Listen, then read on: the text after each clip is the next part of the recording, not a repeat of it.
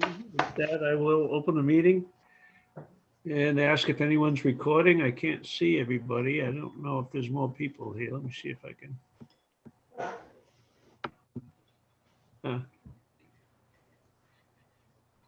Looks like good.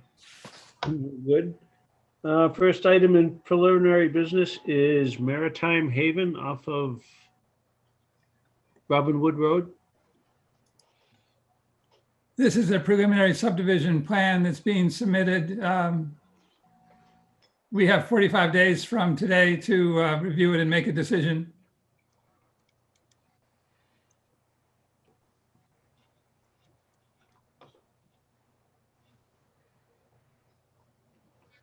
Is this the site of the old seminary? It's adjacent to it, yes, I think so. Mhm.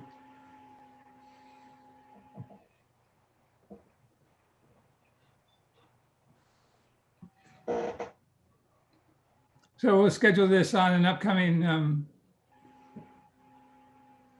meeting. Probably the first one in April, No. or actually the second meeting in April. April 5th, we have a public hearing. April 12th, we have a public hearing as well too on the zoning articles. And then April 24th would be the, I believe would be the meeting after that, when we could schedule the public hearing or the meeting on this. Mhm. All right, sounds like a plan.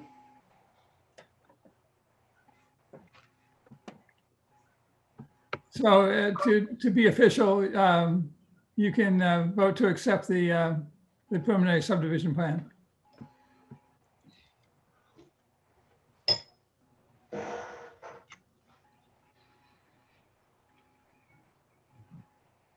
And is this a preliminary or is it a definitive? Preliminary. Is this, who's the engineer on this, Ken? GAF, Bob Rogers, I believe. Oh, okay, because, He may be in the audience if you want to let him in. no, I just, Stacy had questioned why the chat was disabled.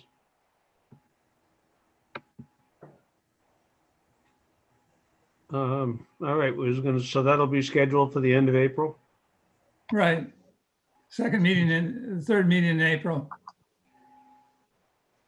Fourth week. Actually, that'd be the 26th, which is town meeting, but I'm assuming that town meeting gets postponed at this point. Mhm. All right, You're not scheduling a public hearing on it, are you, Ken?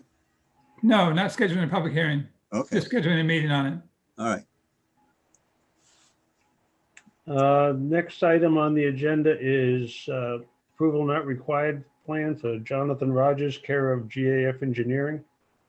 Ken, did you want to get a formal motion and vote to accept the plan? That's what I was hoping, yeah. Okay, Ken. Is that a So motion? I'll make the motion to accept a preliminary subdivision plan called Maritime Haven off Robin Wood Road and schedule it for April 26th planning board meeting. Second. Did you say 26th or 22nd, Ken? 26. Okay. Any discussion? All in favor? Richard? Aye. Mike King? Aye. Mike Baptiste? Aye. And I for myself. Very good. Now we'll move to the approval not required plan for Jonathan Rogers. Care GAF, Charlotte Furnace Road, map 105, lots 16R and 17R, I think. Map 105 and lot, okay. Read my own writing here. And who's here to discuss that with us?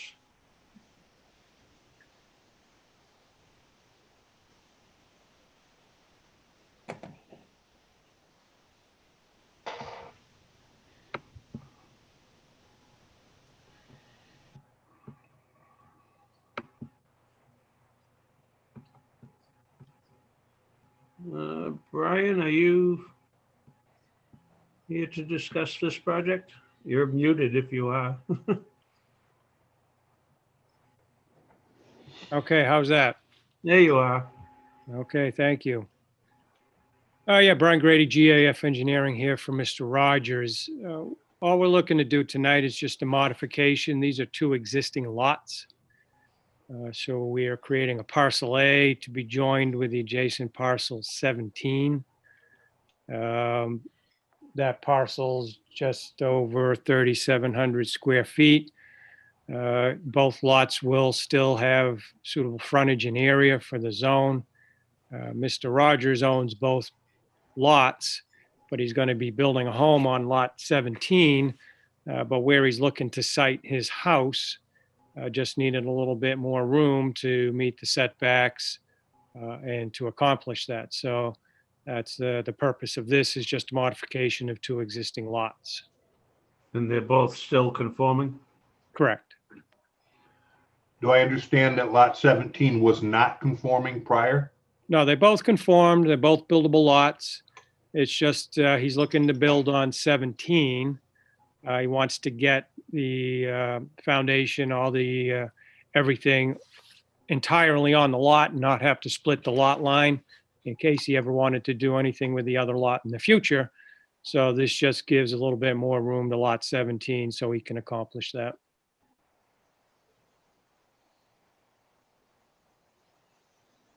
Questions?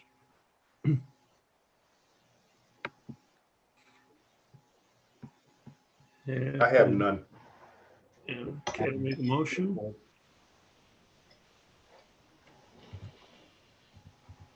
I'll make a motion that the planning board accept the application for an A&R and Jonathan Jesus Rogers through GAF Engineering on Charlotte Furnace Road, map 105, lots 16R and 17R.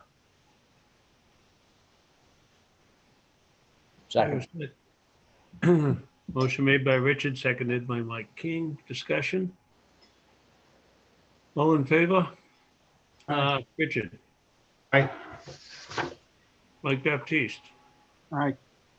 Mike King, Aye. and I. Unanimous. Thank you. Thank you all very much. Next up is an approval not required plan for Tyler Realty Trust, care of Bill Bayshant, map 1, lot 445 at 9 Camp Street. There's Bill. No, are you unmuting?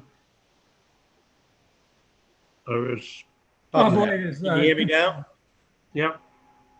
We hear you. Okay. So basically, these two houses are on the same lot prior to zoning. They were both constructed, I think, in the early 1900s, late 1800s, and basically we're just subdividing the lot into two, and we tried to give the two lots make them as conforming as possible and giving each the same amount of square footage as much as possible.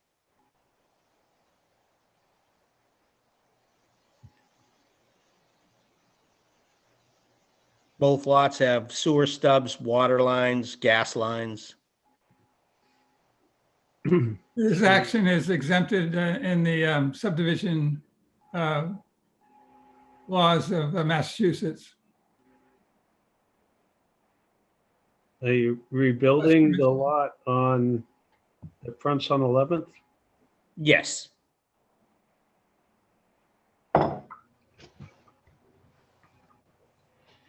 That's a dilapidated mess that's been a hazard for a long time. So we're going to take that down as soon as possible.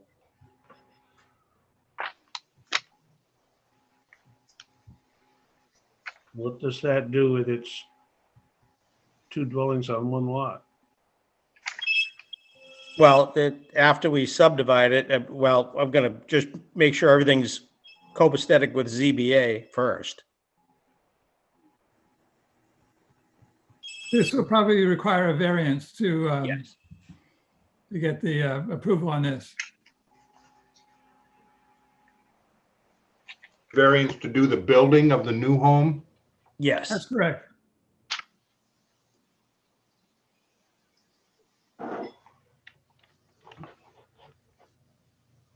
George, if I may, a couple of questions. When was this established as a single lot?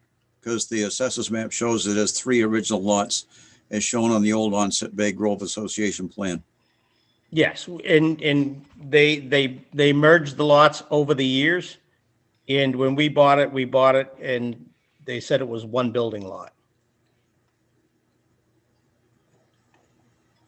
And the lot that has the existing smaller home, that was actually even smaller than the other two.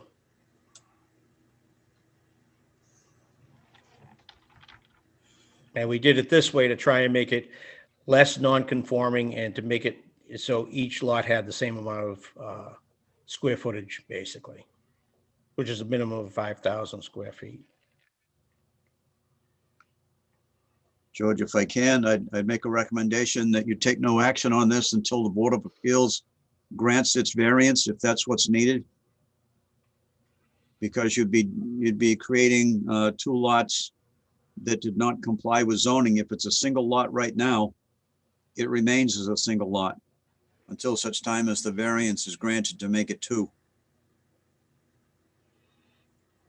It's within reason to endorse this subdivision as is because of the allowance under state law. It's a separate action for the variance. And that is something that the ZBA is in charge of.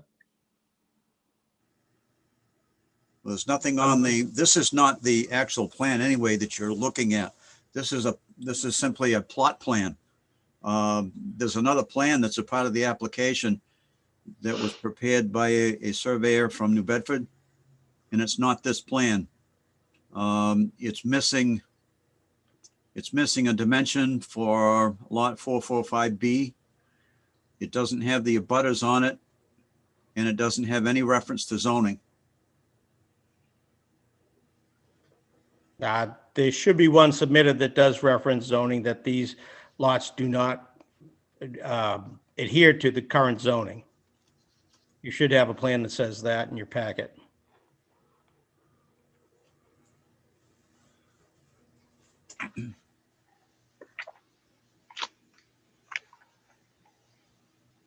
Should be another plan, Ken. Yeah, I'm trying to get to it. If he were to be unsuccessful at ZBA, you would be faced with rebuilding the existing structure. Is that accurate?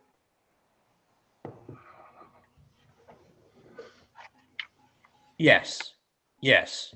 Because under Massachusetts general law, I can subdivide it into 2 lots, but they would make me go back to the exact structure that's there.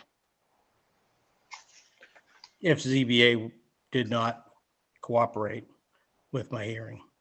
All right, that is the plan that was seen. I see no reference on there to the fact that it doesn't, there's no reference to zoning.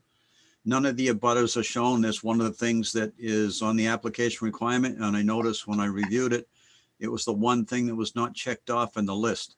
Well, we don't have to notify abutters because it's an A&R plan. It's still required that they be shown on the plan. Okay. I realize there's no notification. It's not a public hearing, at least before this board. But the requirements under the subdivision rules and regs of the town of Wareham require that the abutters be shown.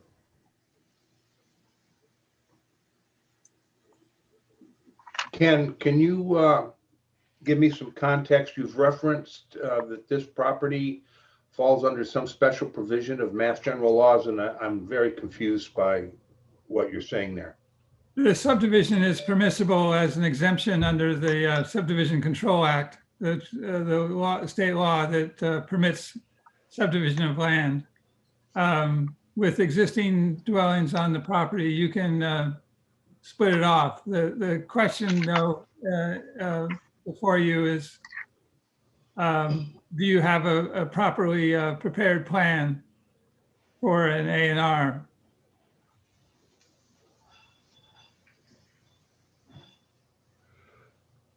You know, the further question would be, if both of those buildings were on the property prior to the adoption of zoning, which was 1951, then it would qualify under the portion of the statute that Ken is referencing. I thought I heard the applicant say that these homes were built in the early 1900s. Yes. Prior to zoning. With the, So Charlie's highlighted one thing that needs to be updated, right? yeah, with Regard the to the- assessors cards submitted with it, Ken? No, I didn't see it in the paperwork. Not in our packet. Normally, we have a copy of that, George, right? All the ones in Swiss Beach, we do that way. No, the cards aren't in there. So I'll have the engineer, I guess, redo the plan. I thought he did it that way. Plus the notations that are required on an A&R plan.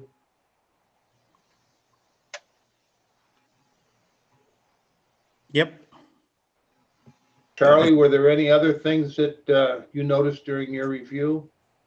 No, just the lack of a statement with respect to zoning, and the fact that the abutters weren't there. The checklist was provided, and for some reason, the one item that required the abutters to be shown was not checked off. Maybe there was some confusion.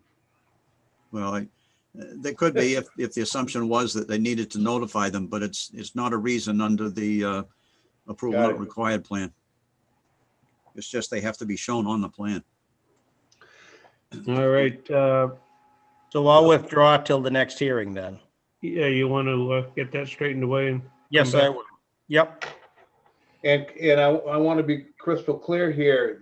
Charlie had made a recommendation that we hold off until after the ZBA has made their determination. Is that still the course of action that we want this applicant to go through? No, Richard, I'll take that back now because Ken did remind me of that statute. I didn't realize it was a single lot. It was originally 3 lots. There was one long lot, which would be where that little small building is. Yeah, I'm looking at the assessor's map now. Yeah, there were 3. And Right. at some point in the past, they made it a single lot. But the old lot lines are still shown though, even though they are dashed. Well, if they're dashed, then what they're showing you is that that's where they were. Okay. But there must be a deed that goes around the whole thing, or somehow they incorporated the 3 lots into one, making it one. And the only thing in the subdivision control law about that is that if both buildings were there prior to the adoption of the subdivision control in 51, you could divide those so as to leave both lots with at least the minimum frontage, which it appears they have done. Sure. There was one thing lacking on this plan you're looking at, and that's the frontage that's on Camp Street. It's missing. The only thing that's there is the setback to the building from the street line. So that's another thing he needs to fix on the I'll plan. get that taken care of. Would they have to have been in common ownership prior to 1951? No,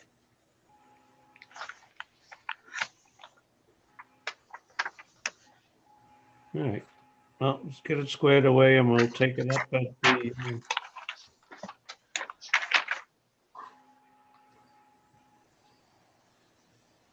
Okay. Thank you. next meeting. Just,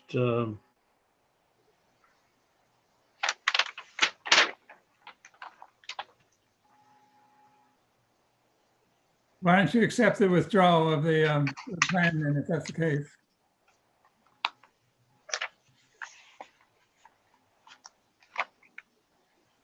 Need a motion there? yes, I'll make a motion that the planning board accept the withdrawal of 5-21 A&R 9 Tyler Avenue Realty Trust, William Bechant, 9 Camp Street, Wareham, Mass, map 1, lot 445. Second. motion made by Richard, seconded by Mike King. Any discussion? All in favor? Mike Aye. King, Aye. Mike Baptiste, Aye. Richard, Aye. and I. Next item is a approval not required plan for 96 LLC, care of Robert Perry. Lots 8, 10, 12 Squirrel Island Road and 0 Squirrel Island Road, map 74, lot 1010A and S1.B. Is that, I think that's the way it was written.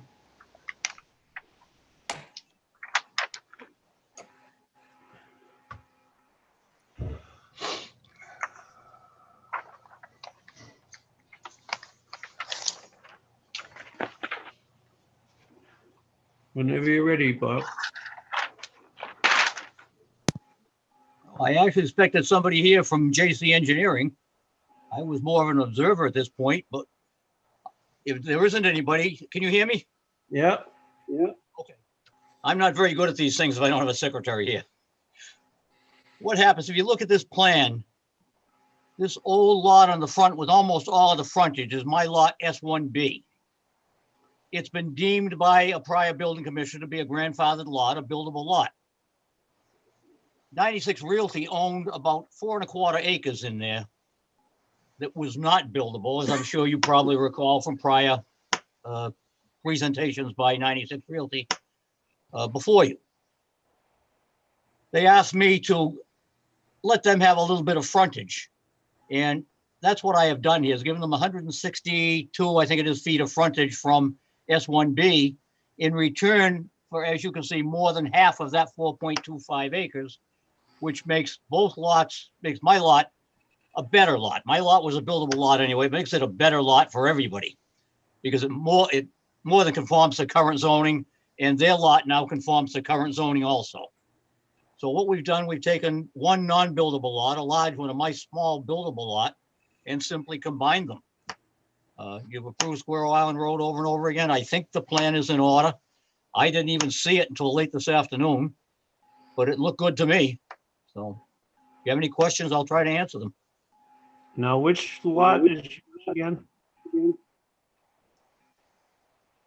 This long, skinny lot. Oh, probably That long 760, 780 foot of frontage has belonged to me for many, many long years. Mhm. And the town has given me a small lot exemption on that. They've grandfathered it. So I'm all set from a point of view of having a buildable lot, but these guys were in trouble.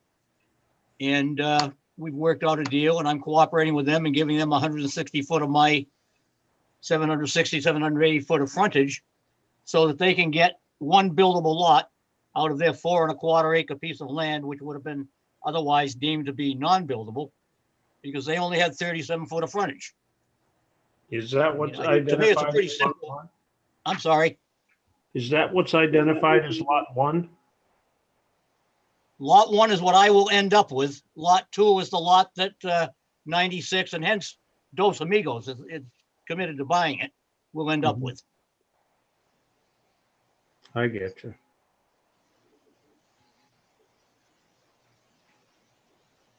So the only piece you owned before, Bob, was the old lot 74, right?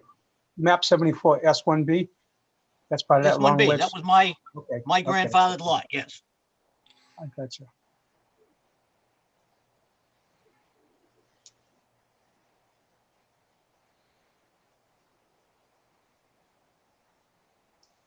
Mr. Chairman, Yes. in the attempt to have both a circle of buildable area on lot 1 and the frontage for lot 2, a very strange occurrence with this thin piece of land area around the lot lines and the frontage tries to create frontage for lot 2. I would question as to whether or not that since the frontage is to provide access to the lot, whether this long thin piece actually creates the access to the lot. And I think the project to be more appropriate for the frontage would would call for a waiver of the buildable area on lot 1 so that the proper access can be provided. I tend to agree. If you could eliminate that dog leg, I think it would function just as well, it would function better, and it wouldn't affect the lot shape factor severely. I don't know how the rest of the board feels, but Oh, may I ask something? What would be Sure. the basis for eliminating the dog leg? I mean, I don't have any in the zoning bylaw or the state law that would provide for that, but I certainly want to cooperate with you. You know that. Are you suggesting, Ken, this line should come straight down? That the You would then line, be waiving this, let me see. No, you can't do that. So you're suggesting this line come out to here. I mean, I'm not going to do that for these guys because I don't get a buildable lot. why don't you get a buildable lot? Because I won't be able to fit in a well and a septic system to meet my setbacks. If you brought this line up, so that there was some passage ability to actually access the lot through the area, I think that would be more appropriate. This with this long, thin piece here that provides the frontage, it doesn't provide real access to the property. And so I question as to whether or not it's an A&R. Well, If I- you've certainly got plenty of access to the property. But not the amount of access that the frontage requirement asks for. Bob, if you went from that point of land to a point about approximately 3 o'clock on your lot shape factor, would that affect your? Yes, it would. I would no longer be able to meet my setbacks.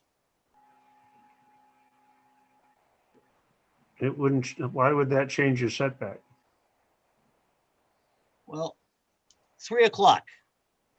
That's like here. Right. Well, what are you suggesting? I draw a line from here to there? Yes. Well, Oh. I don't know why the engineers aren't here tonight. They should be. We- I mean, if you guys would accept it, and they assure me I've got all my 150 foot from the wetlands to the septic system, and then my 150 foot from my septic system to my well, I mean, I can live with it. I'm just trying to help these guys out here. And I'm not going to give up a buildable lot, that being S1B, for a pig and a poke. I don't know why they're not here, or maybe they just couldn't get in. Well, you'd also be swapping more property with them, so I imagine that would change. I think Brad is here from JC. Yes, thank you. Well, then he should be talking. Well, thank you. I was not allowed into the meeting at the Oh. appropriate time, so Sorry. I came in late. Glad you were now. Yes, okay, so we are providing adequate frontage for 2 lots. Both lots meet minimum requirements. Actually, lot 2 is far exceeds minimum requirements of 180 feet. We also have an appropriate lot shape factor fitting on the property. And there's nowhere in the zoning bylaw to discuss his lot width. I've seen plans that are very similar to this, with a dog leg at an angle off of the street frontage, and then dog leg back to provide lot area. So this lot does have access. There's over 225 feet of frontage. There's plenty of frontage to provide a driveway for this house. And both lots are conforming in lot area and upland area, and both provide for shape factors. We were just questioning whether you could, if we waive the lot shape factor on lot 1, could you take some of the curse out of that dog leg without creating problems for lot 1?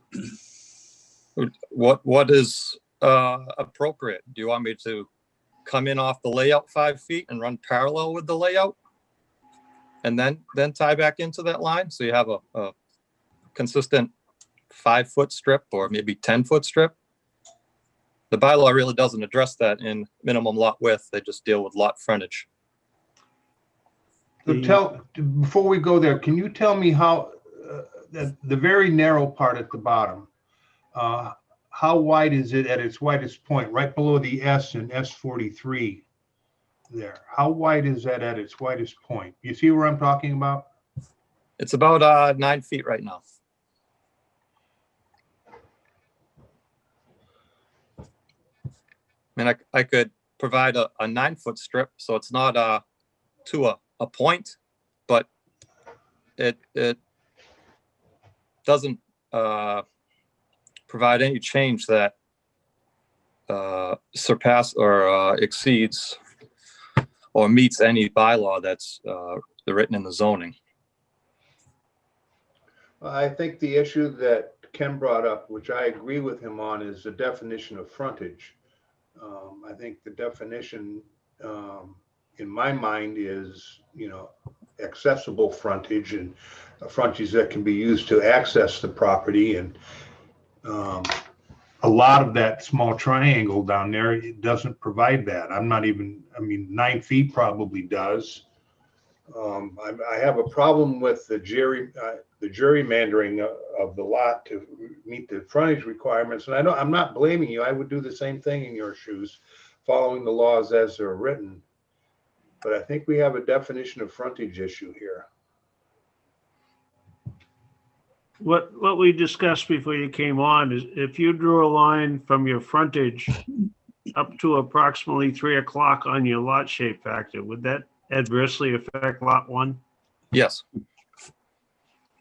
Again, I don't know why you're asking that, because everything on this lot meets the requirements of the zoning bylaw with frontage. If you want me to provide a certain width strip along the frontage, I mean, this lot has adequate access. There's 225 feet of frontage, 86 of it's along that that triangular shaped portion that's to the west. So there's more than enough access on this property to provide access to the rear of the lot. Would it help to hear the definition of frontage the way the zoning bylaw has it? It would for You me. find it, Charlie? I couldn't. Yeah, it's under the definitions in the back. It says That's where I looked. the property line dividing a lot from a street, providing access to the lot measured from one side lot line to the other. In cases of corner lots, the total shall include the distance between both side lot lines and the radius measurement of the corner if applicable. It's not a corner lot, so that second sentence doesn't apply. But it's simply the line dividing the two side lot lines. That's all it says. So that's correct. So that line right there. It says that provides access if you read that sentence again. Yeah, it does. It says, it doesn't say how it provides it. It simply says the property line dividing a lot from a street, providing access to the lot measured from one side lot line to the other.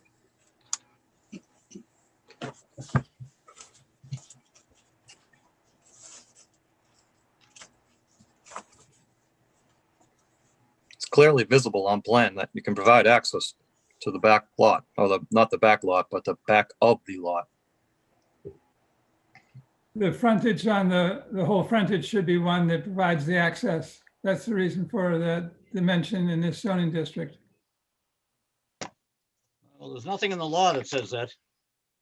It says it provides access. I think reasonable decision would be as to finding as to whether or not that provides access.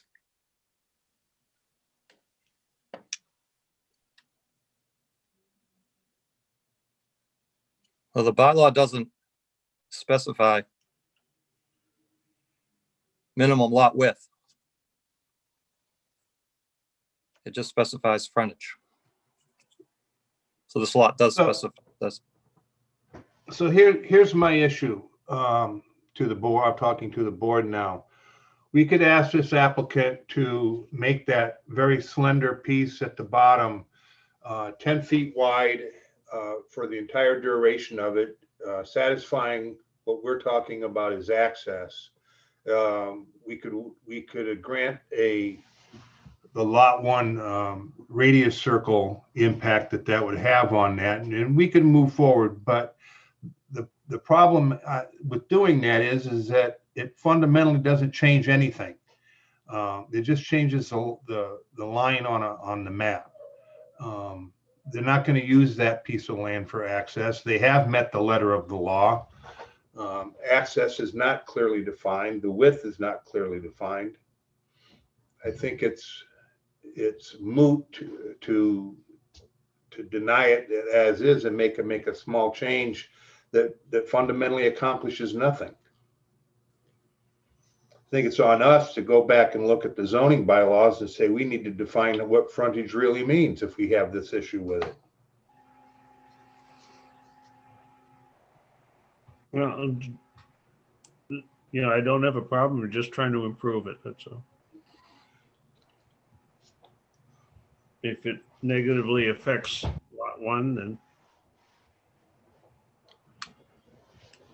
go with it the way it is. Hey, George? Yes? What effectively is left for frontage if you follow the new lot line down to the first jog and then come down to the second jog where the real thin section starts? At that jog, so just say for argument's sake, that jog went right to the front, to the road. What's left for frontage as far as usable feet from that point to the right corner? I don't know that.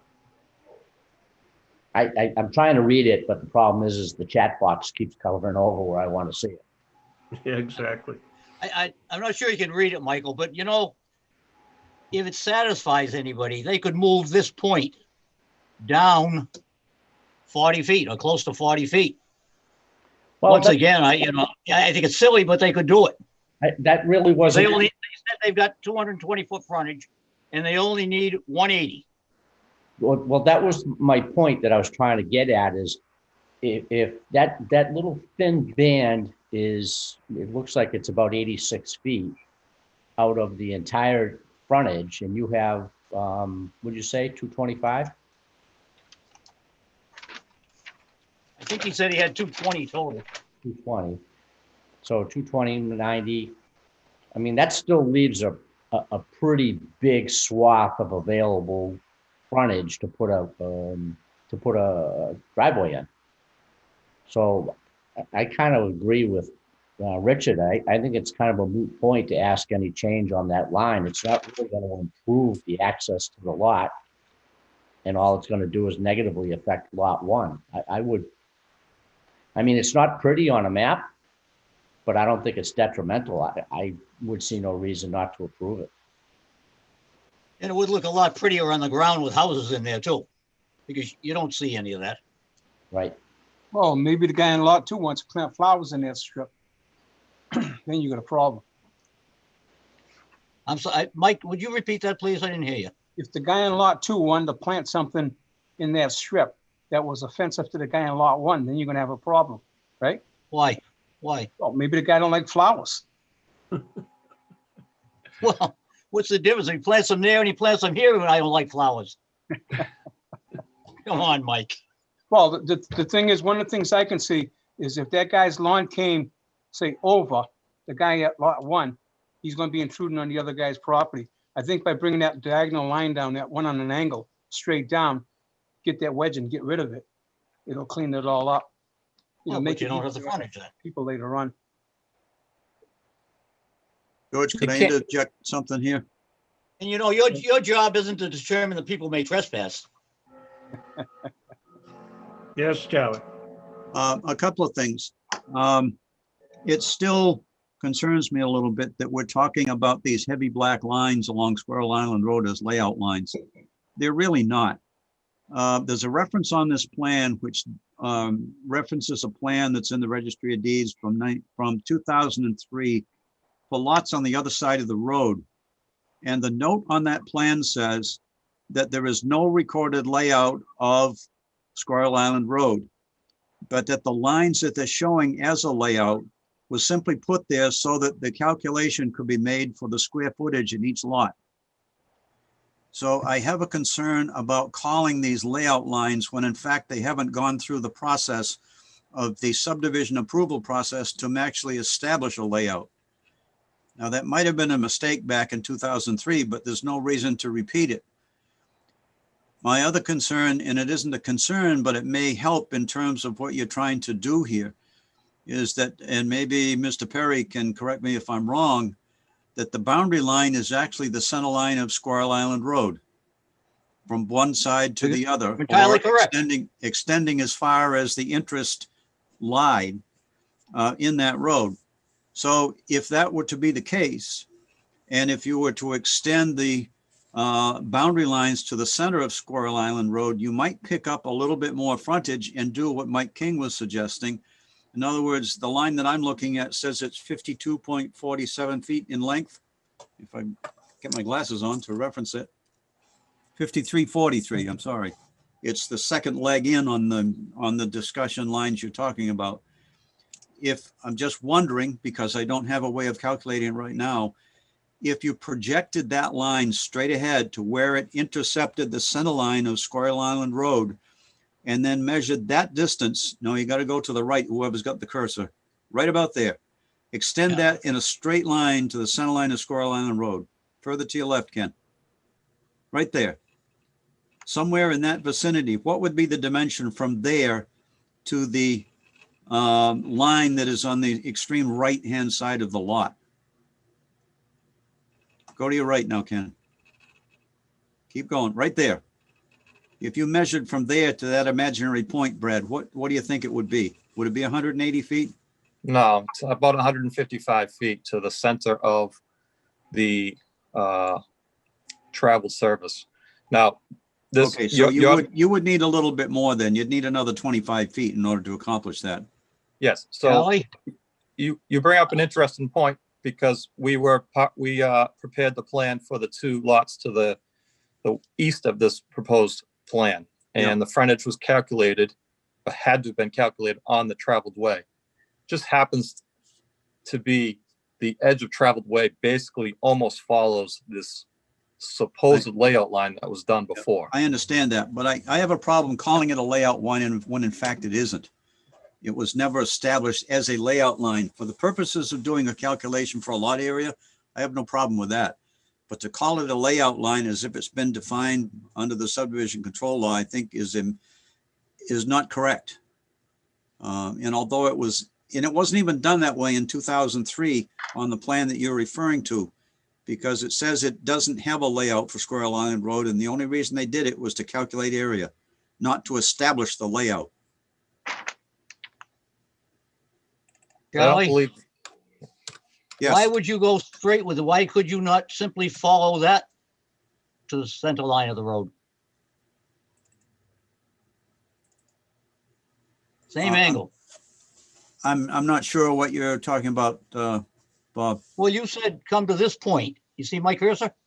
I see it, but what I was talking And then about come was the straight angle down. to Am the I right of correct? that. Pardon me? Yeah, that's Ken over there, I think. This is me right here. I'm right at that little corner. And I think you said come straight down, and then what do we got?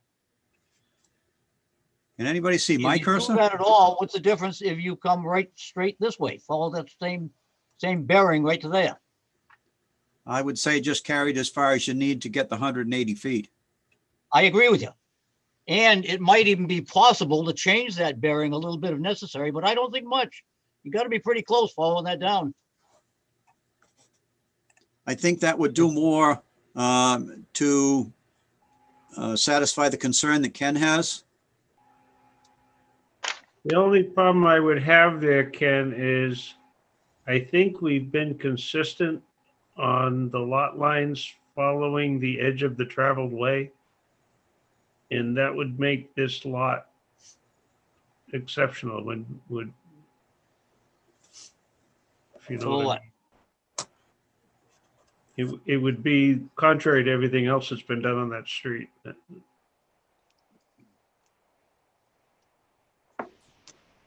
Didn't make a lot of difference.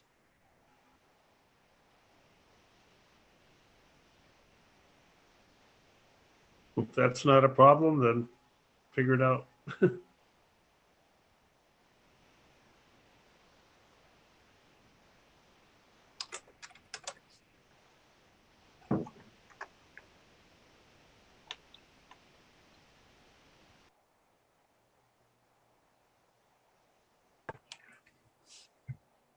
What's the board's pleasure? Is somebody calculating something here? I don't think it's really gonna make a big difference if it's areas calculated to the center of the road. I mean, there was a lot already created, as Mr. Riley had stated, and yes, if you look at that plan, so we're just holding that same line. We're not saying that none of these lots have access to these lots or relinquishing any rights to their within Squirrel Island Road. So, but just either holding that center line of the traveled way or center line of that layout that was depicted on the prior plan. I mean, granted, it'll probably add some lot area to either lot. Probably won't really affect the frontage because it's pretty much following the same line as it is today. So.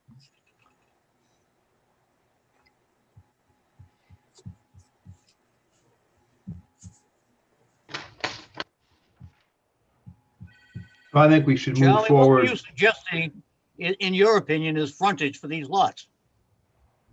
Because you're right. I mean, the lot's owned to the middle of the road. That's where your frontage should be, in my opinion, that's where your frontage should be measured. Well, if you No, I haven't, agree with you, Charlie. I agree with you 100% on that one. if I you think it haven't- should too. So, and I don't think there's anything that confines us to a straight line versus a line at an angle. This line, let me get my pointer so you can see me. I'm pointing with a pen. That line right there could be moved over a hair if that helped everything. That may satisfied everybody. That could go over such that it's pretty much touching my circle or the circle on lot 1. Mr. Perry, I when think you, when That you, makes a tremendous amount of Find sense, the Charlie. center. Pardon me? If you when haven't you're established when you're layout, pointing things out on your map that we don't see what you're pointing at. You don't see my cursor? I think we see Ken Buckland's cursor, don't we? No, you see my cursor. I See don't- me move it? No? You don't see it. it's right at, Well, I apologize. a lot shape factor. There's Ken's over here.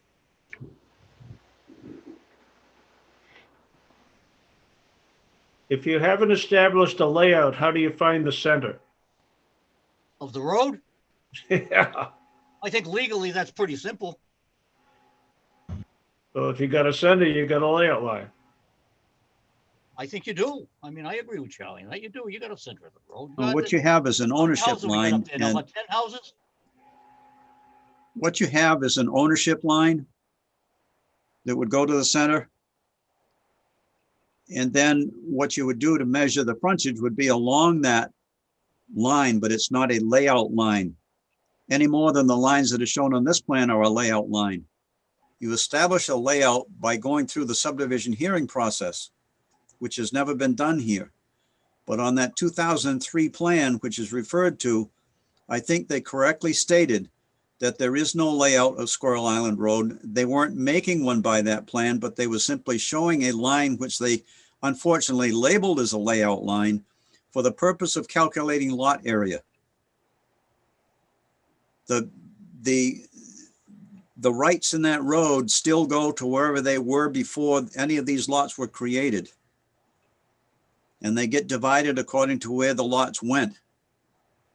That's why you notice the one on the right for lot 2 goes out to the center of the road And that's where he's beginning to gain part of his frontage. But that has nothing to do, if you took it out to the center of the road and got your 180 feet and then kept the lot lines where they are, you would have the wider portion in that little narrow arrow that Ken is concerned about. From that point, you'd get it to the center of the road, and it would probably be at its narrowest point, at least 10 feet. So if the lot were to be identified as going to the center of the road, if that's where his frontage actually goes to and his ownership goes to, you could claim that as part of the lot. And you could measure the frontage there, although it's not a frontage. It's actually the boundary of the lot line, and it goes down the center of the road.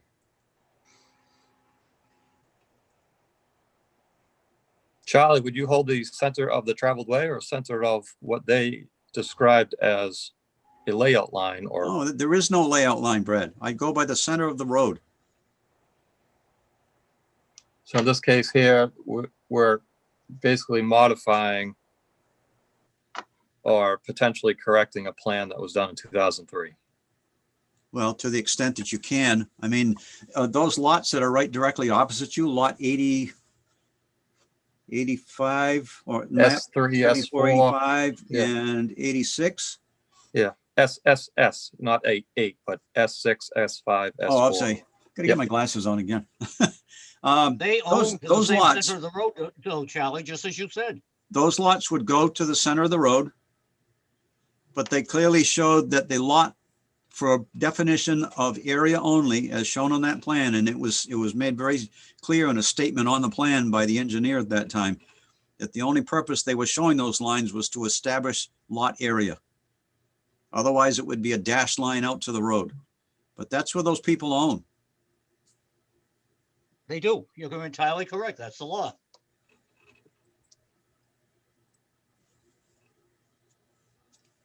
So Charlie, going back to the Camp Street diagram we just looked at, Yes, sir. we don't go to the center of the roads when we measure there? If they're public ways such as they are for 11th Street, that has a town layout, and I believe Camp Street does also. You don't go there because that becomes public ownership. There's a difference there. The Private difference ways are being treated public totally versus different. private. Correct. Correct. And was stated on that 2003 plan, there was never a layout of this road. This road simply traveled in and out of lot lines. If you were to look at the entire parcel area, you see it goes in and out of lot lines all over the place. And what you did essentially by allowing these lots in 2003 was you were saying that Squirrel Island Road, in the condition it was in, was suitable enough to call it frontage. And it was suitable that it did not have to have a subdivision approval. That's essentially what you were saying back in 2003.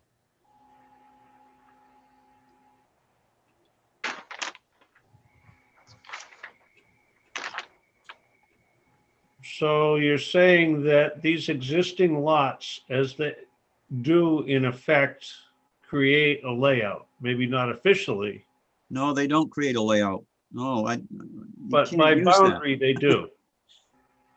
They do not create a layout because you signed a Form A plan. The only way you create a layout is to establish it through the subdivision process. That was never done. What they did was show lines on there. They called it a layout line, but it's not a layout line. All it was a boundary for the lot area only.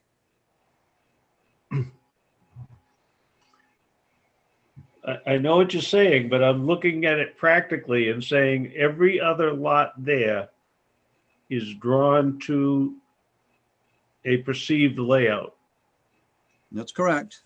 This lot will have a lot line promoting Out in the middle of the road. into the middle of the road. What's to stop him from putting a fence out in the middle of the road? Because that road is Easements subject to to the third rights of people to others to pass and traverse the road. repass over it. You wouldn't have any right to block it. That's correct. He has a lot line in the middle of it. Doesn't matter. So do those other people, even though they're not shown. these people do too. This lot actually goes to the middle of the road. I'll All go right. back to what I They all said do. originally, Lot. that, What, I'll what go do back to what do you I want to said. do with this? Excuse me. I'll go back to what I said originally, and well, all the points I'm hearing are valid, every one of them, about where, about what this is. All the lots in this area are laid out the same way as this plan is being presented. I see no value in changing 2 lots here to show the middle of the road where none of the other ones around it do it. I think we should approve this as is. Is that a motion? That's a motion. I second that. Thank you. Any further discussion? All in favor? Aye. Mike Baptiste, Aye. King, Aye. Richard, Aye. and I. Thank you. Thank Riveting you. discussion, guys. All right. Good night, gentlemen. Thanks Good again. night. Hi, Bob.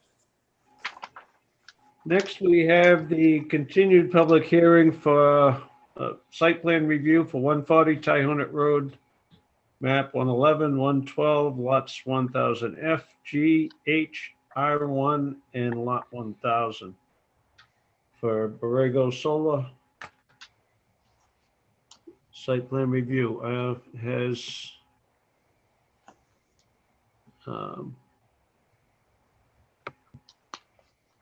let me see, where are we? There's a draft decision that's been prepared. It was been modified as a result of the question that we posed in the last hearing, which was whether or not chapter 61A designation had to be addressed before the special permit. Town council had recommended that the condition of a condition of the special permit be that the 61A had to be addressed prior to action on the special permit. And so addressed it in that way.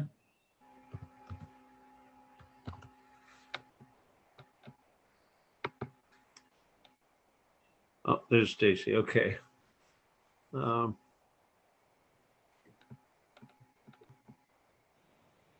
She's still muted. I don't know if that's on our end or on hers. Nope, I can unmute myself. There Thank you you. are. I tried to answer you earlier and I couldn't figure it out. Thank you. Ken, I did talk to Rich the other day and he said he sent you a response. I don't seem to be on that question we had. The response was to put a condition in the special permit decision that says that the 61A designation has to be resolved prior to action under the special permit that's issued by the board. And that's a condition on the special permit, so that's how it's addressed. Okay. Is there any other outstanding questions on this project? With the board, Charlie?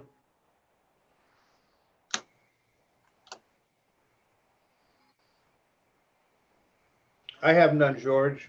Okay. I don't have any. Sorry, George, I didn't, I was muted. I have no further questions. I'm happy as a clam, Judge. I would like to apologize for that little rant last meeting. It wasn't directed at Borrego or it was just at the state of things. I know there's been a lot of controversy about these fields and the change in the landscape, but it would appear as though you've met the bylaw as it stands today. And I would suggest to those that object to these that maybe you ought to rethink about who you vote for in the future if you want these things to go away. And I don't mean locally. And with that, is there any action? I don't remember. Did we left the public hearing open? Yes, I believe we did, George. No, I believe it was closed. Oh, that's true. I'm sorry. You're right. You're right. There was some, Ken did put up a draft if you, let's see if I can find it. No, I can't.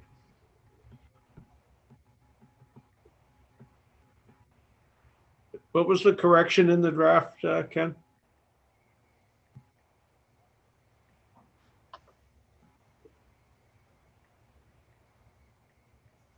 There was another condition added in about regarding 61A designation. It was the same as, other than that, it's the same as previously issued.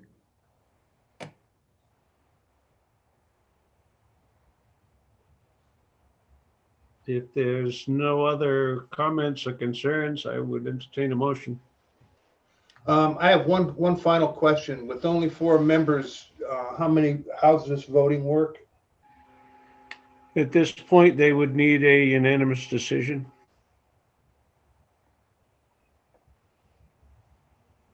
I know It's there a was some majority discussion. for a special permit, which is 4 out of 5. And the proper number of people on the planning board is 5. So it requires 4 votes, 4 positive votes or negative votes to act on the, well, 4 positive to make, approve it.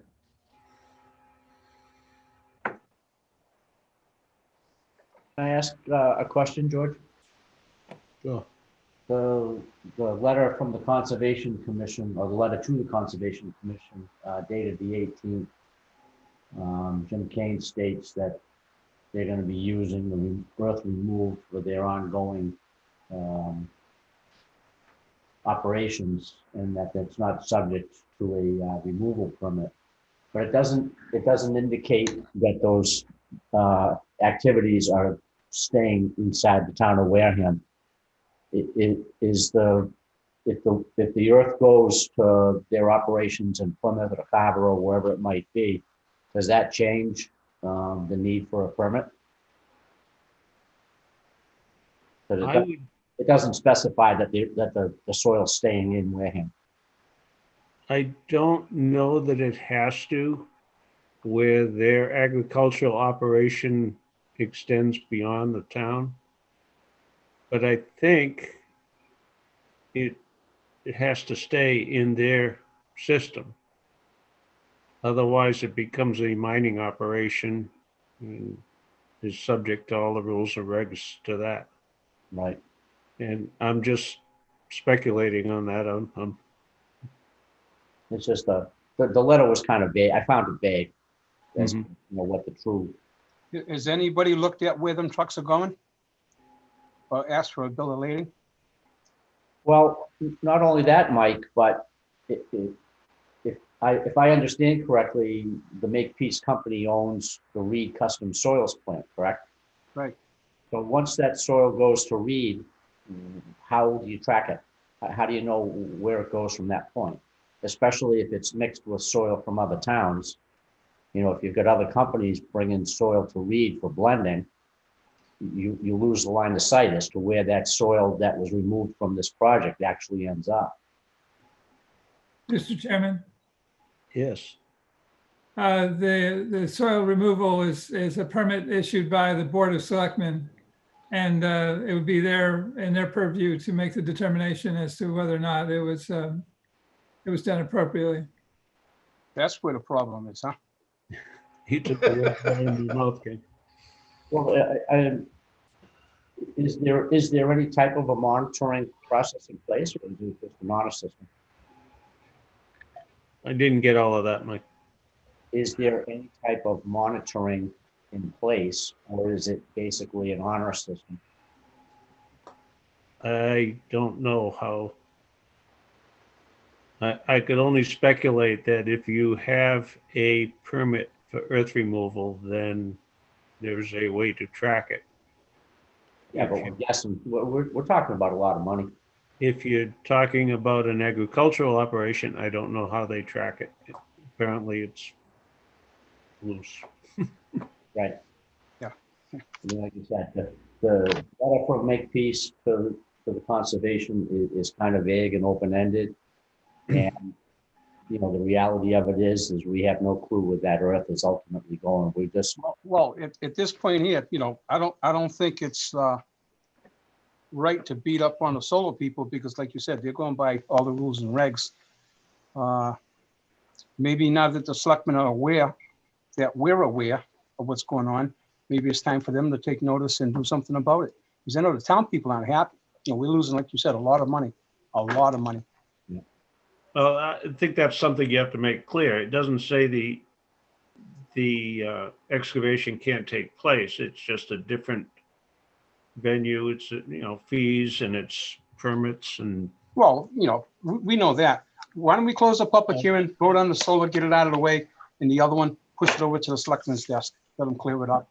Because I'm sure the town people are gonna have a lot to say about it You're eventually. saying we know that, Mike, but I didn't want anyone listening thinking this was going to stop the project. You know, the No, it earth- shouldn't, because like I said, that's all prior. And, you know, we don't want to sit here and beat it up all night. And what's the date on the draft decision letter? Is it the one on the website dated 3/8/21? I believe it should be the one that the latest date, if it's 3/8 that's the one.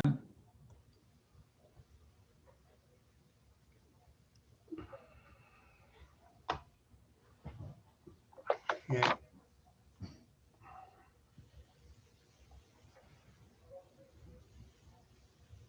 Do you have reference to the most current plan date? I'm sorry, what's that, George? See, is the latest plan date referenced also?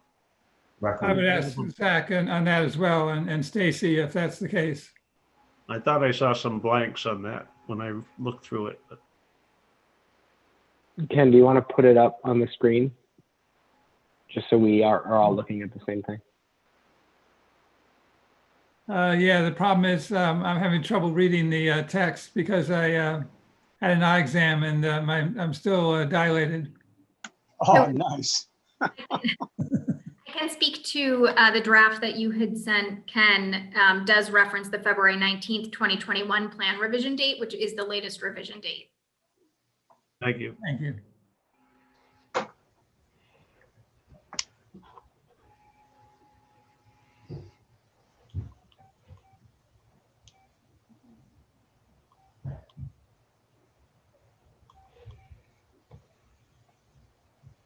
Mr. Chairman, there were some hands up in the people attending. I don't know if you're going to take any comment at this point since the public hearing was closed.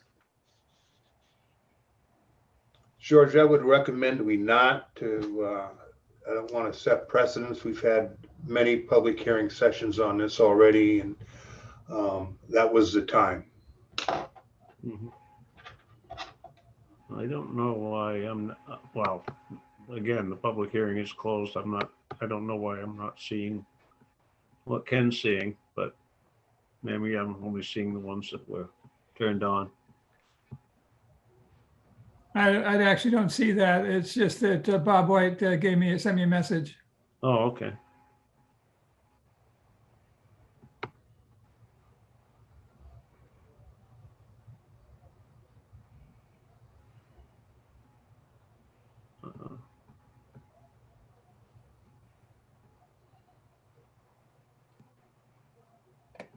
Can you briefly run down the conditions, Ken? Are they just, Yeah, let me see if I can pull it up here. some reason I'm having trouble pulling up my email. I don't know why.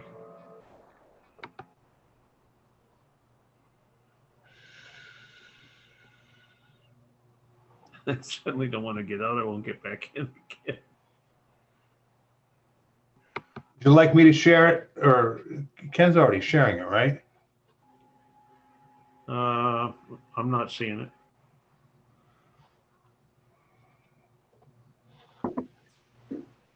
Nothing on the screen, Richard. Hold on, I have.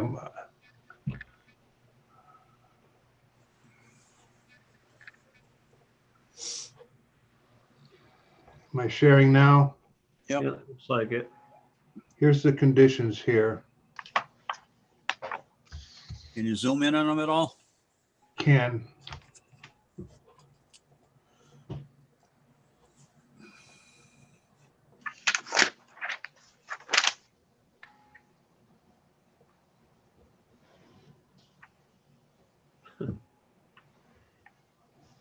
So item 1 says it will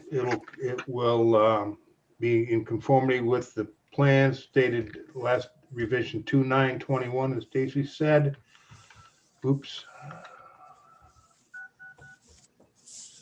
Number 2, inspections should be made by planning board or board's representative for all site work, including site clearing, stockpiling of loam and topsoil, access road construction, loaming and seeding of all areas, and fencing, gates and turning areas, and final cleanup. Notice for inspection with a 24 hours notice. No changes in the plans without approval of the planning board. We can have a public hearing on any suggested changes if we want.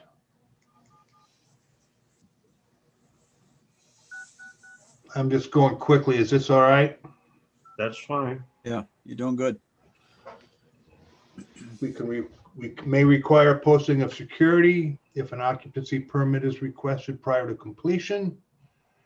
Decommissioning estimate provides an estimate of $598,580 is approved, subject to the condition that the cost for each item shown shall be reviewed and adjusted if necessary every 5 years following final approval of the project and submission of a copy of the Just one recorded site thing. plan. The reference to an occupancy permit, is this type of project subject to an occupancy permit?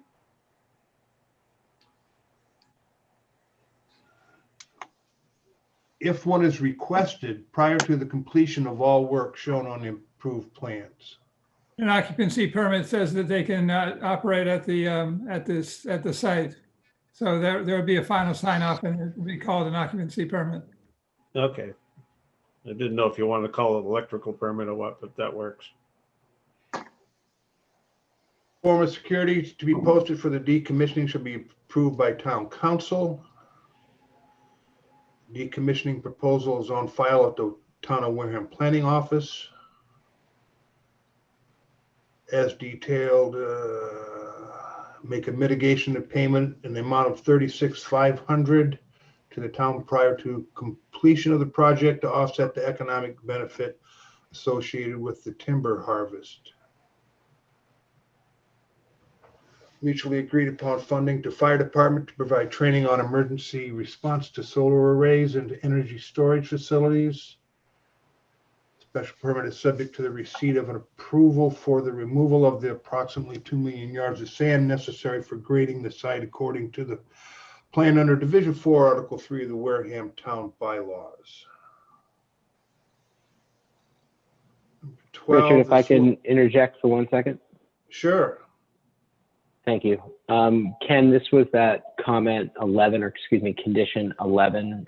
Our engineers ran the exact yards. I think Charlie was estimating at the 2 million. The exact number is 1.3 million. And I think just having this number correspond to the exact plans would be helpful in case anything changes or to verify all this. And I think it's important considering the scrutiny here.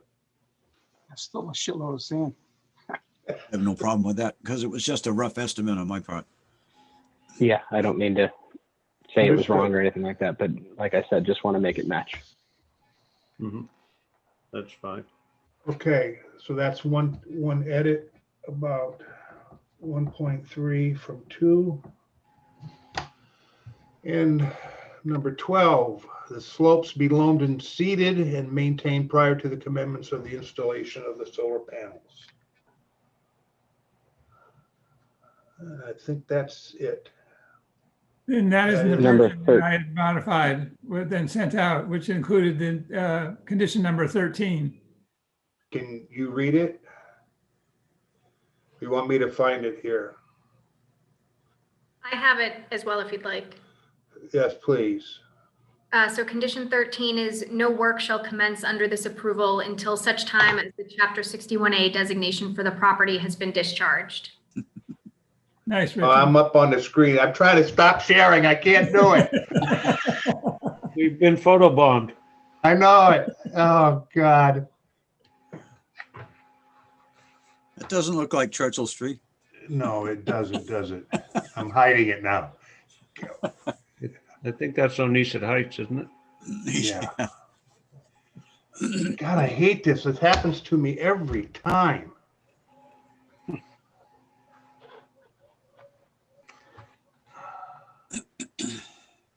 So, did you, I'm sorry, Stacy, would you read that again, please? Sure.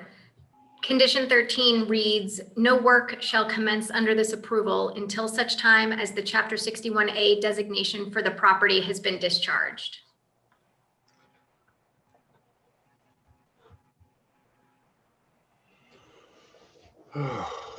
anything else you feel is appropriate? I'm all set.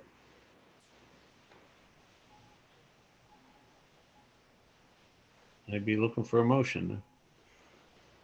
I'll make a motion that this planning board approves item 8-20 site plan review for Borrego Solar Systems, Inc., Beals and Thomas, Inc. at 140 Taihonet Road, Wareham, Mass, map 111112, lots 1000F, GH, R1 and 1000, with the edit to the permit to change 2 million the yards of sand to 1.3. Second. Discussion? Hearing none, all in favor? Mike King, Aye. Mike Baptiste, Aye. Richard, Aye. and I. Thank you all. George, Thank should you all you, very much. excuse me, should you vote to approve the special permit? Is the way it was finally written?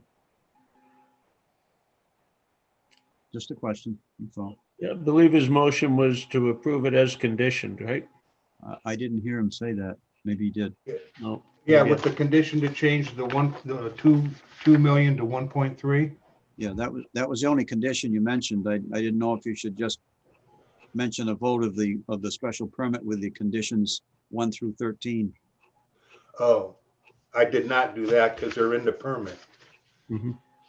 Okay. I'm sorry, I missed that. Did I stop sharing my screen? Yes, you did. Thank God. Now you look like a ghost. I know, You're in the it's the cellar, glow huh? from my monitors. You're just floating in space. So a motion to approve the special permit as conditioned. So moved. Discussion? All in favor? Michael King, Aye. Richard, Aye. Mike Baptiste, Aye.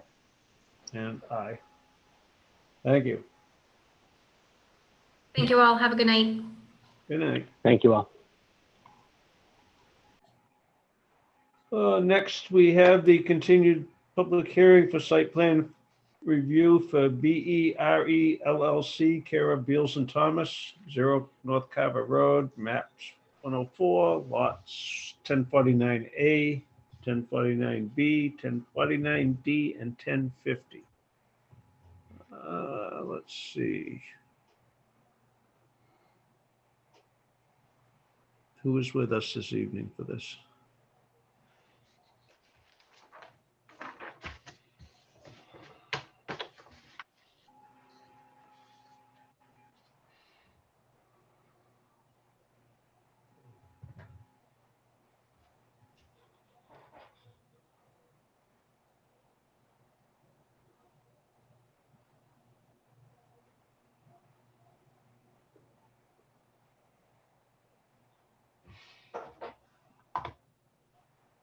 Good evening, all.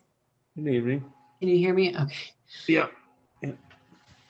Sarah Stearns with Beals and Thomas, and joining me is Adam Schumacher, here as the proponent with BERE LLC, and Ian Ward with New England Consulting, our agricultural consultant on this project. So it's been a few weeks since we last met. Just as an update to the board, thank you, Ken, for sharing that. We have taken Mr. Rowley's comments on the submission and responded in a letter, and along with the revised plan set dated March 11th that Ken has shared. And we're happy to touch on any of those revisions if the board pleases, or Mr. Rowley can bring up the pertinent items from his review for the board's understanding. Whichever pleases the board, we're happy to discuss. Have you gotten a response, Charlie?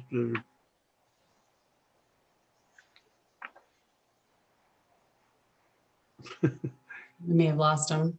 He's muted. Charlie's muted.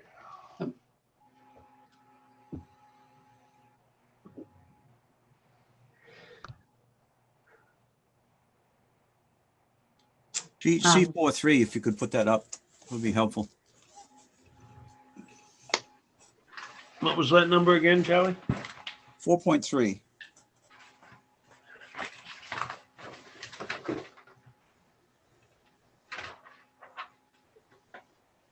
Thank you. The only thing I have to report on, there isn't much of a modification to the plan that really needs explanation. But in my original letter, I had made note of the fact that the access road was going to be cutting through a steep hill. And that's where the access road is shown today. It's sort of in the left center of the sheet. It appears that maybe the grade was dropped about a foot, which doesn't really change the steep grade at all. And in addition to that, they have relocated the overhead power line to go in along that same route. I can't imagine that they would trim the trees as close to the location of those proposed poles as what they have shown for safety purposes. But I had made mention before about relocating the road a little bit further to the southwest where it was flat country, so you wouldn't have to have that steep slope. And secondly, if you're going to put the poles there, it would seem better to put the transformers the way that it was done on the plan over on County Road, and also the one which was approved for the Brigo site that's at Charge Pond Road. That way you don't have to worry about trees taking down the utility lines because they'll be buried. They're buried everywhere else on the site, so why not do it here too? And that's really the only comments I have. It reflects that. I think the abutter said that he was happy with what was going to be going on behind his barn. So if he's happy with it in terms of the vegetation and so forth, I am too. I would just like to ask you to remember, though, that nice stand of Norway spruce that's on Carver Road should be maintained. And if there are any spots in it that are a little bit sparse, perhaps they should be upgraded a little bit. But for right now, it's pretty good. So that's basically the extent of my comments. Hello.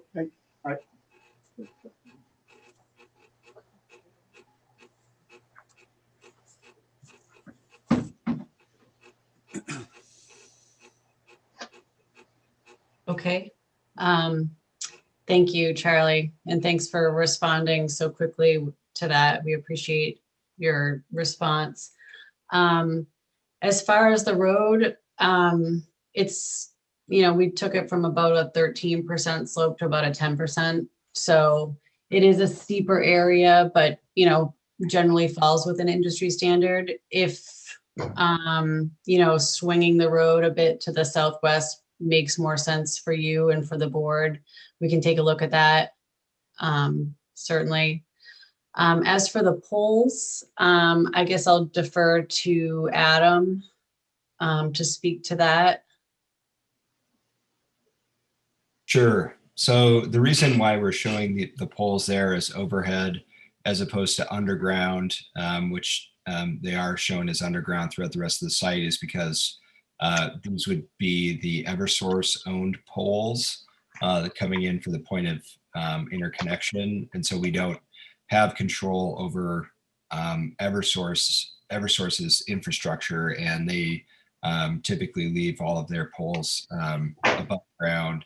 And certainly for the, they call it the 4-pole lineup, which transitions from their overhead poles to our point of interconnection. So that's what we are depicting there. And we would absolutely be happy to underground it if we had the control over that.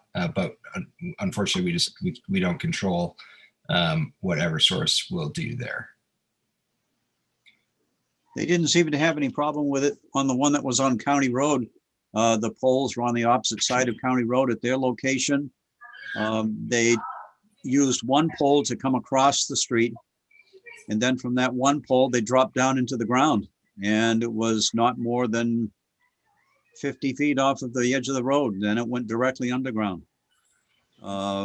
The similar case, I think, on Charge Pond Road, where they went directly into underground system rather than have a series of poles. I don't see what the difference is. Did they have, they must have had on the other side of the road that you mentioned, they must have installed a few new poles over there. No, they did not. The one on Charge Pond Road hasn't been constructed yet, but the one on County Road was. And it was simply a one pole on the opposite side or on their side of the road leading into the site along their access road. Then they simply dropped down on that one pole, went directly into the transformers or whatever the units are called. It was probably half a dozen of them alongside the access road, and that was it. It kept the road width to the narrowest that it needed to be, and it meant that there was simply a lot of vegetation that was kept. Whereas if you have poles of the height you're going to have to maintain here, you can't have vegetation right up against the poles. You're going to have to widen that out a lot, and you'll lose that. You'll lose the protection of the vegetation along that road going in. And given the fact that access roads into solar farms have proven to be one of the trickiest spots to make less impactful, I think Charlie's comments are very valid and warrant a reach out to Eversource to ask them what they can do to work with us here. Certainly happy to do that. I am not optimistic that we'll get a very timely response from Eversource, unfortunately. I think, we would be happy to commit to doing the underground lines if that's something that Eversource will approve. I would rather not have to get into a position where we're waiting for Eversource to approve that before, and delaying the permanent application, I guess. If this project was to move forward on a best case scenario, when would you have to have a decision? What I'm asking is how much time do we have? Would you have what's the minimum amount of time you would have to get that answer from Eversource? Just a guess. Well, we are, so I'm sure you've heard from other developers, but to gain acceptance into the SMART program, it's a first come, first served basis. And in order to get your spot in the SMART program, you're required to have your permits. And so it's essentially the longer we wait, the longer it takes us to get into the program. And we're during that time subject to other projects coming in. And Well, I wouldn't want to slow that down. I guess what I'm suggesting is that I like the idea of making the permit, a permit for something like this, say, if Eversource will do it, this is how it will be done. And if they won't, then it won't. I'm just wondering how long it would take to find out what their position is. I wouldn't want to slow your permitting process down by no means. Okay, yeah, no, that we can definitely work with that. So Eversource is working very slowly these days. Unfortunately, they need to start the site plan. They have not yet started the initial site engineering. They are probably, I would say, 6 months away from that point right now. And that typically that's when we would get a response on this type of question. It's once it's with their engineering group. Is that, yeah, that proposed connection is off of 58, correct? Correct. Yeah, okay. If I could make a suggestion just based on this, we could offer to amend the plans to reflect that language, underground utility, if approved by Eversource, or something to that effect to memorialize this discussion.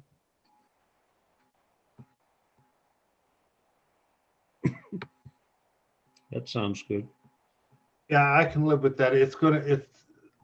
Charlie taught me one thing on the Charge Pond project, and that is how important it is to understand and fully try to comprehend these access roads into these properties. And if we do them right, we can make them very, very, we can really minimize any visual impact. So go ahead.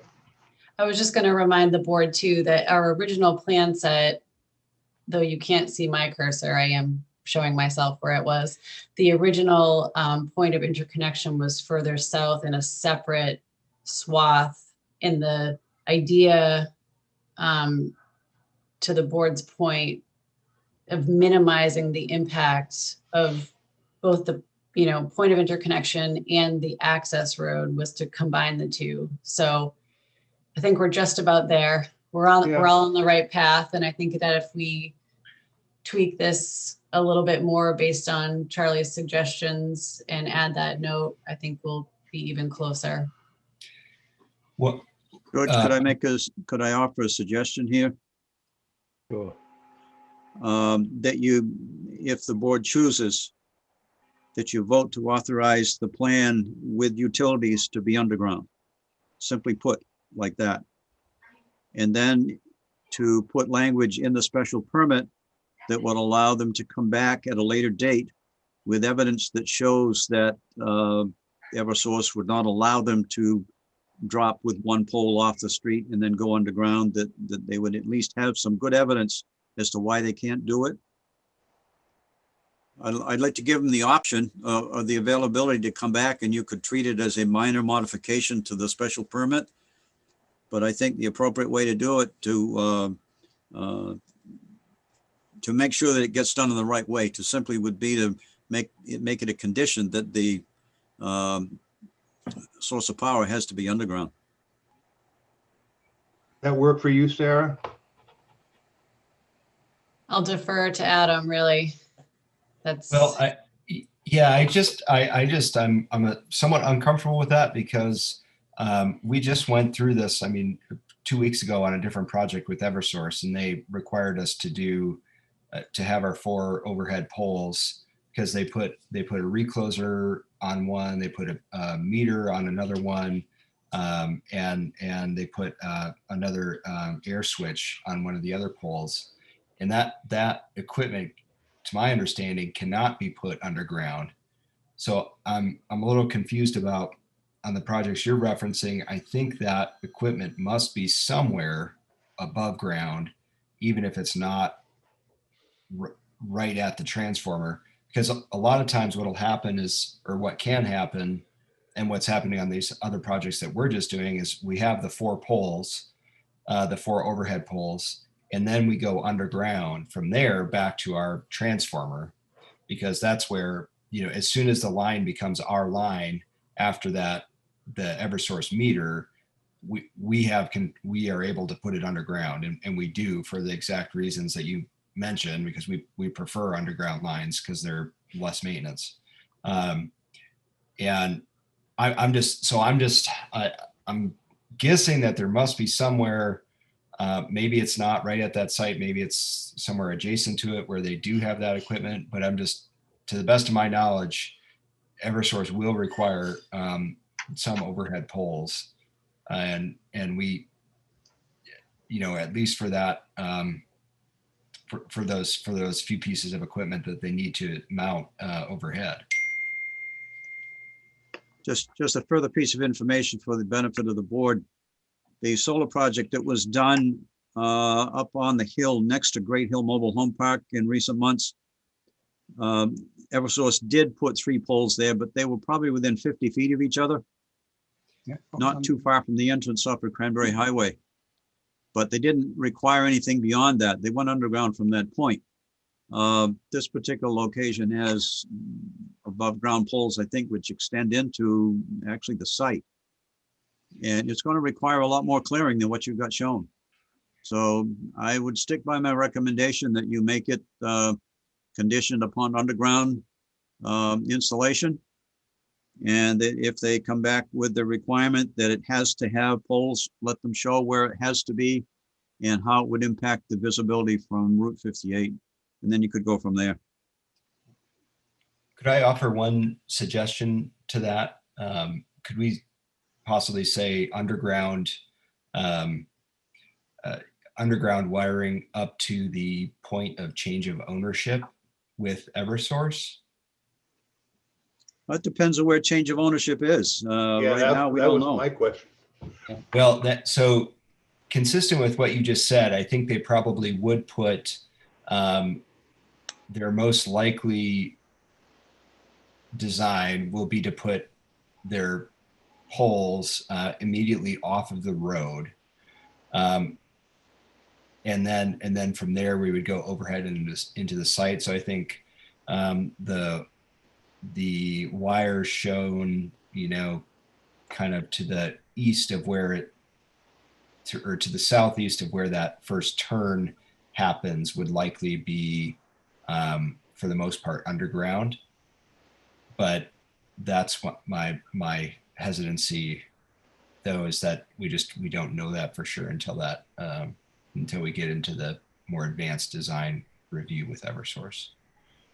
I maintain and encourage the board to put it the way I've stated, because in 2 particular cases, you have underground utilities, one off of Charge Pond Road, which is yet to be built, and the one that has been built off of County Road, in which they only had 1 pole drop. And I know that the solar farm is not as big as this one. Nevertheless, it was good size, and there were 5 to 6 utility boxes that were right level with the ground on the entrance road. So I would encourage you to think about just leaving it as underground.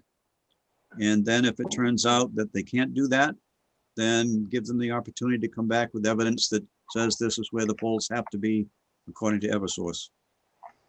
But that puts them into the catch-22 of having to go and get Eversource to approve or deny the application, and the time it takes to accomplish that. In the 10 or so solar projects that I've been involved in, they've always had to follow the Eversource requirements and have had above ground equipment, the required poles that were installed in at the beginning of the project before it turned into the private underground utility line that is being offered here as well too. So I would suggest that we put them back behind on the schedule significantly if we require them to get a finding from Eversource before they can proceed. I don't think that's what I'm- Charlie was saying. I'm not suggesting that specifically, Ken. I think I just heard from Mr. Shoemaker that it would take maybe 6 months because they haven't even begun to review the plans yet. Did I hear that correct? So once they begin the process, if they know for a fact that they're going to have to do one thing or another, they could at least come back and appraise the board, and you could render your decision accordingly.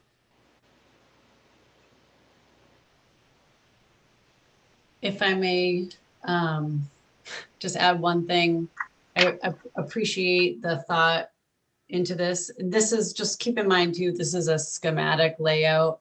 The poles may not even be on this side of the road eventually, or what have you. This is really just to show the general point of interconnection location.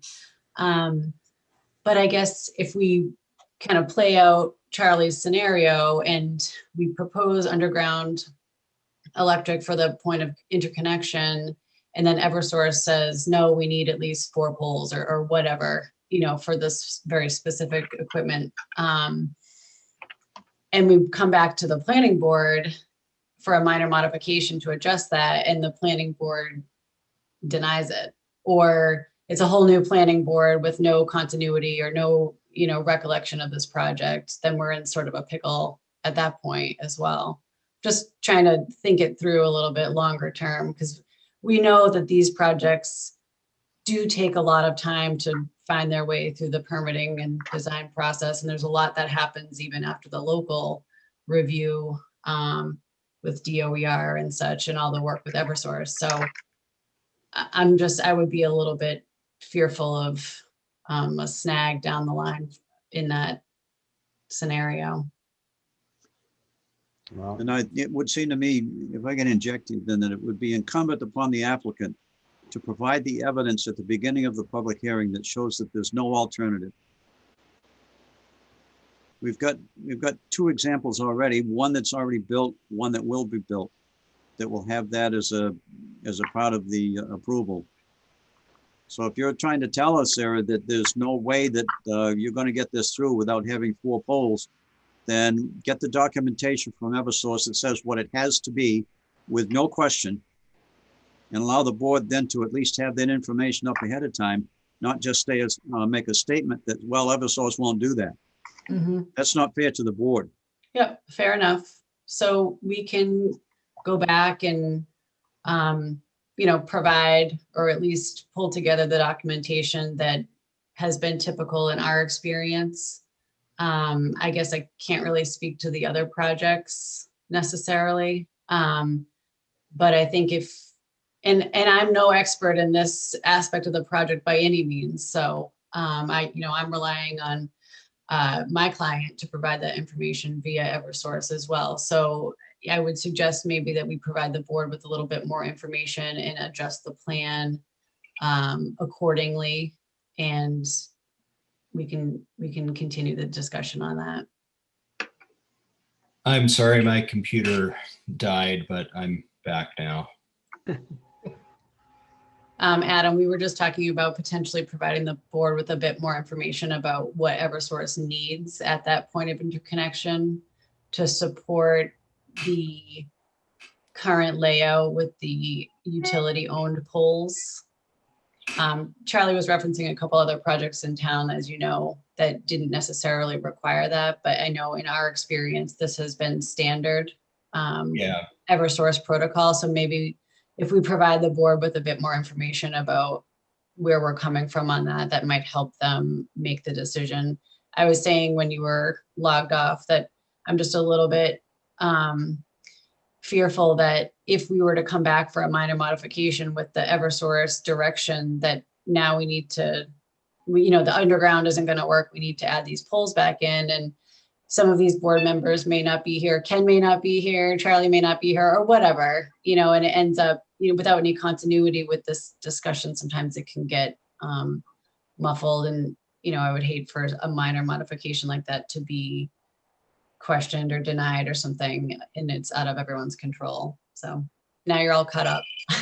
Okay. Excuse me, but would the fact that you had to come in for a modification reset the permit process with Eversource?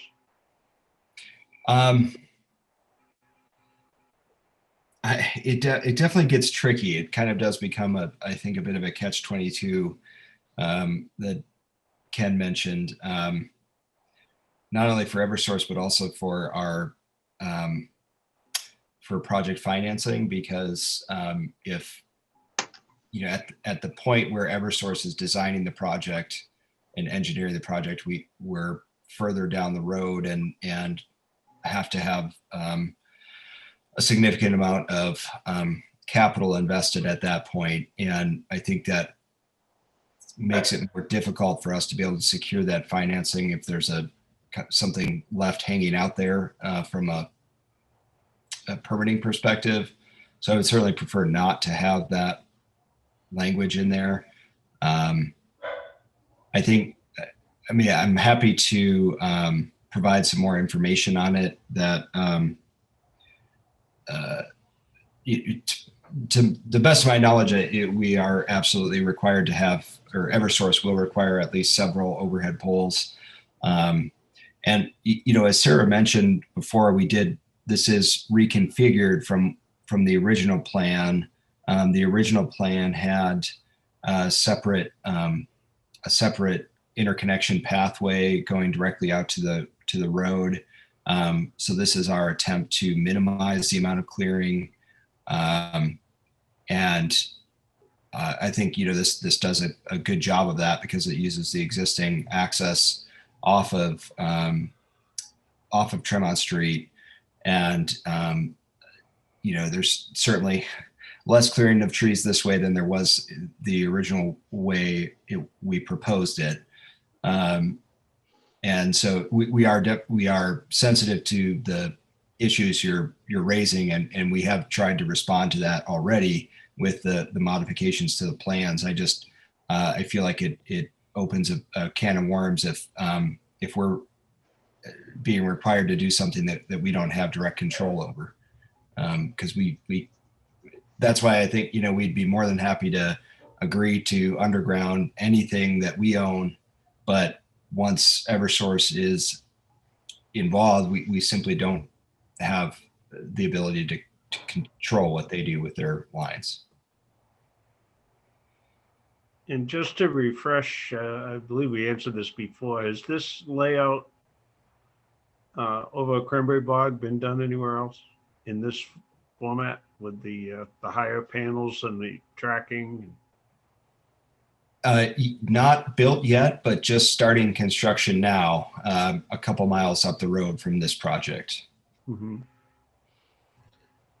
And so those are the projects I was talking about where we just went through that process with Eversource, and they have 4 overhead poles on each of those, and then it goes directly into underground and back to our transformers and inverter pads. So you'd need what, at least a couple of growing seasons to see what the end result is, or? Yeah, we think within 3 growing seasons, the berries will, or the vines will have recovered from the impact of construction, and will at that point be producing what they will be producing. Mm-hmm. George, if I can get back to the utility pole thing, just trying to think this through so that we don't put an undue delay on the applicant. I don't think that's fair to do, but I think it's appropriate to try and protect the public interest as well.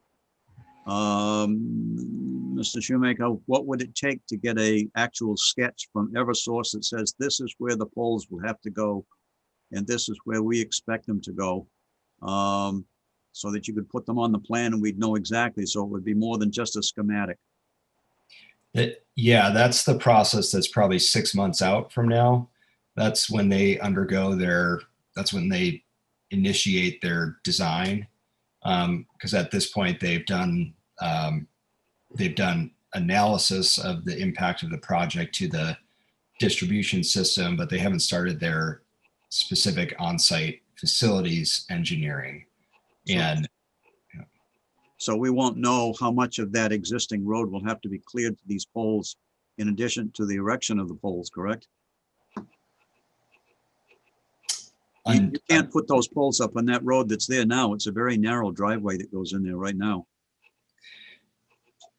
Yes, right. I think so Sarah, you do show some additional clearing on these plans, right? But I think Charlie's saying it's likely going to need to be wider than what is shown here. And I agree with that. I think the southern line of what we're showing is probably not far enough south. Well, I guess I'm going to go back to my original recommendation then. If it's going to take that long before you get to that point with Eversource, then my recommendation is to the board that it simply say underground with provision in the special permit that allows you to come back under a modification to show exactly what's going to be done and where it will be done.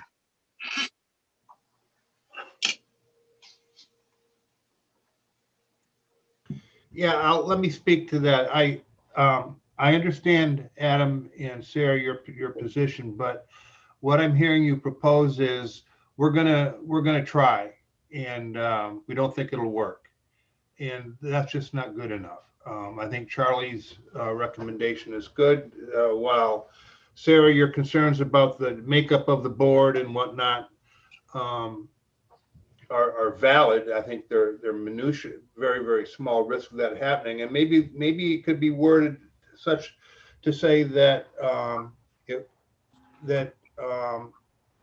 with evidence from that Eversource will not go underground, this board will commit to approve a minor modification. I don't know if that's even legally possible or not, but I understand your point, but I don't want to leave ourselves exposed to not getting what we want on this access road just because it's hard. If it's hard, then it's worth fighting for. So that's how I'm looking at it. So I'm on board with Charlie on this. I agree. The only concern I have is these services from Eversource are paid for by the applicant, I believe. And to have to redesign it twice is going to be costly, to say the least. You can correct me if I'm wrong, but.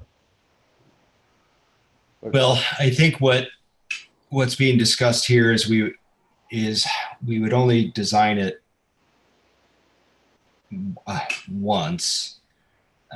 Basically, we would take what we would ask Eversource to underground as many of their facilities as possible, and then they'll ultimately make the decision on that, and then whatever decision they make is what we're left with.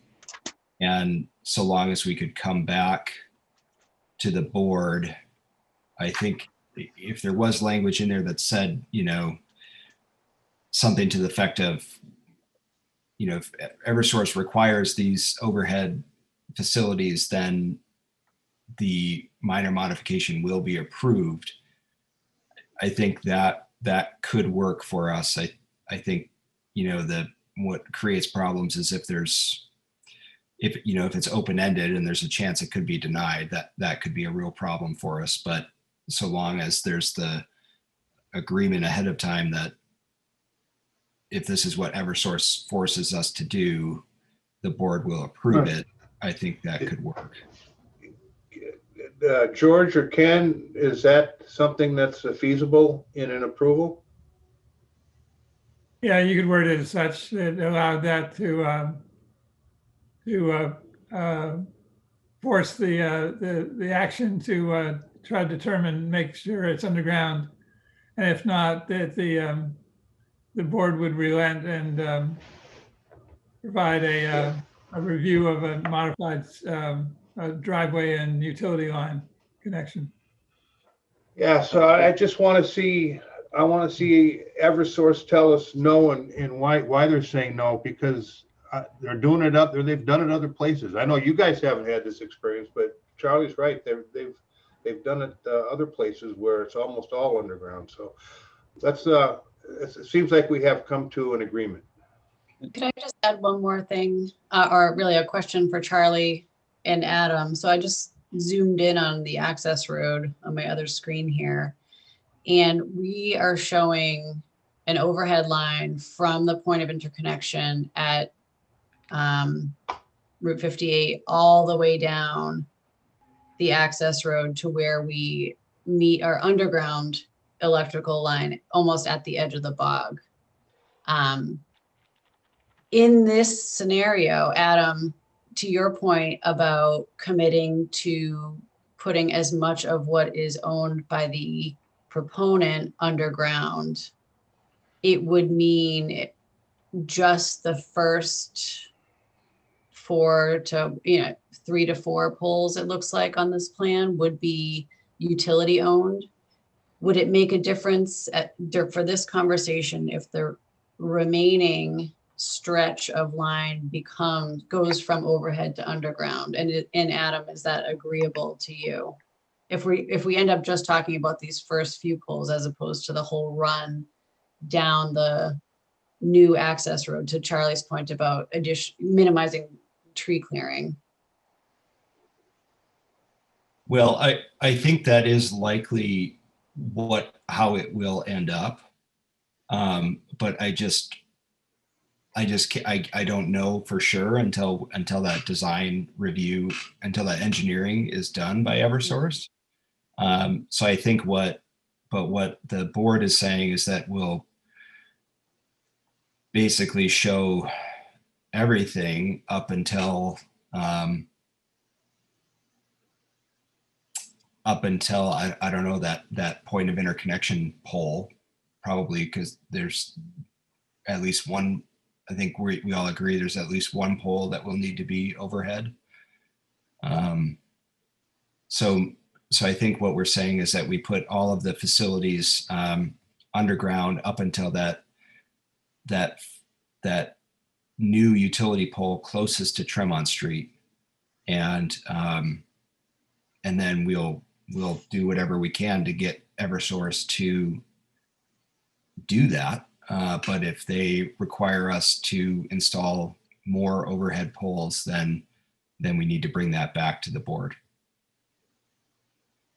Let me say one other thing too, that it's already been suggested that this is schematic in nature with respect to the amount of clearing that would have to take place for those poles. So until you know how many poles they would require and where they're going to be, you don't really know how much actual clearing you're going to have to do. If they want a substantial amount of clearance so that there's no chance that a tree coming down during a storm is going to wipe those poles out, then that's going to affect how much clearing you do.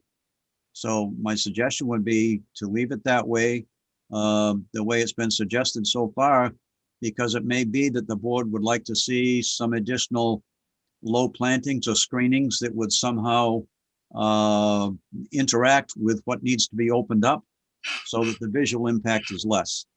I don't think that would change any of the timeframes that you folks have in mind to do, because if it's going to take that long to get Eversource involved in it, it won't take long for the planning board, even if you had to come back and to visit them a night with a proposed change in the special permit.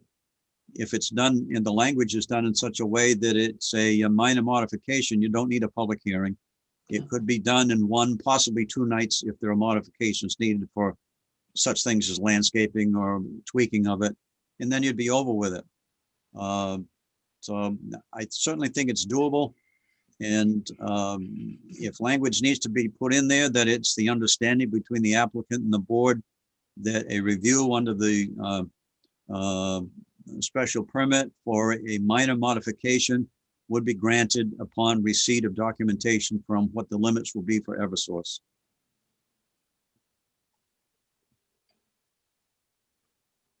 I believe that there was another project where they initially wanted to put things on poles.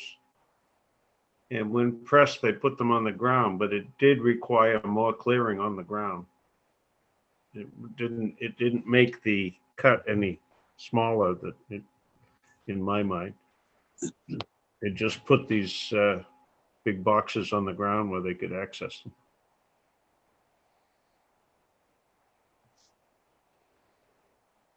The county road one, George, there was clearing that was necessary side of the access road to get those vaults in place. That's true.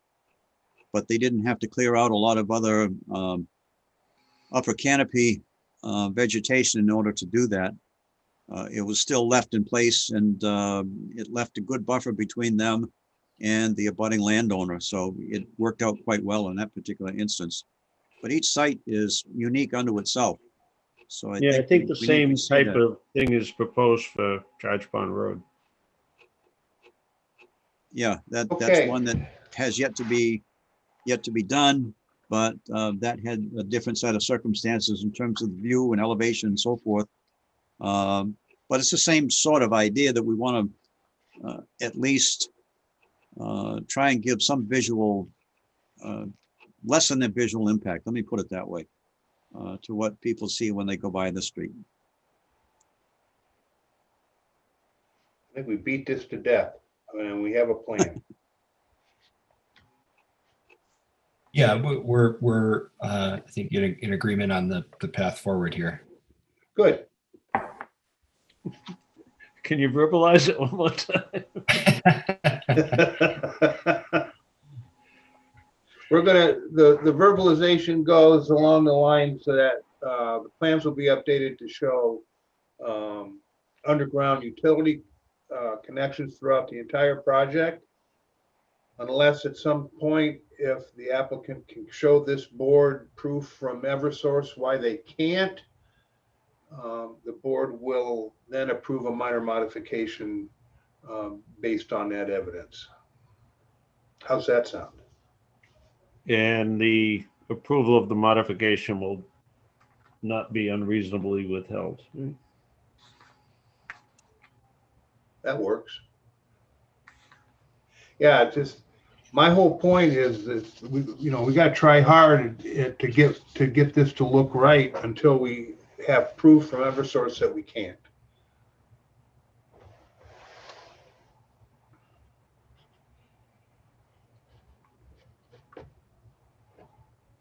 All right, we still are in public hearing mode, so I will open it up to public comment.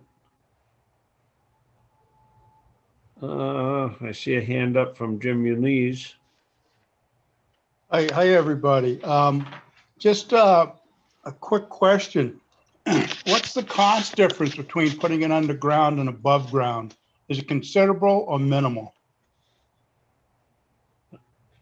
I don't know that. I don't know if I think that people should know that to do this for a business. I'm not asking an exact dollar. Is it more costly to put the electrical underground than it is above ground? No answer? my guess would be yes, but I Sarah can, or Adam Schumacher? would you, yeah, I just need to refer to the chair if he wants me to answer that Do question. you, Mr. Chairman? sure. Yeah, typically it is more expensive to go underground. As I mentioned, I have never done these particular facilities we're talking about underground. They've always been overhead, so I don't know the exact cost. That's all right. I just a point of information, and thank you very much. That's all I had, George. Thank you.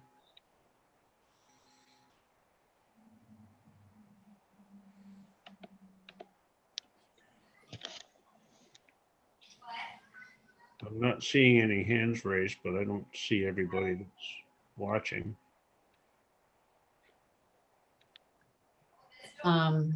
So I guess the only other kind of unfinished question that in my mind that we had after our last meeting was the question about the perimeter fence. So I think we should probably address that. As you'll notice in the plans that we had prepared based on our last discussion, we did add a perimeter fence. It's shown around the project perimeter in both towns now.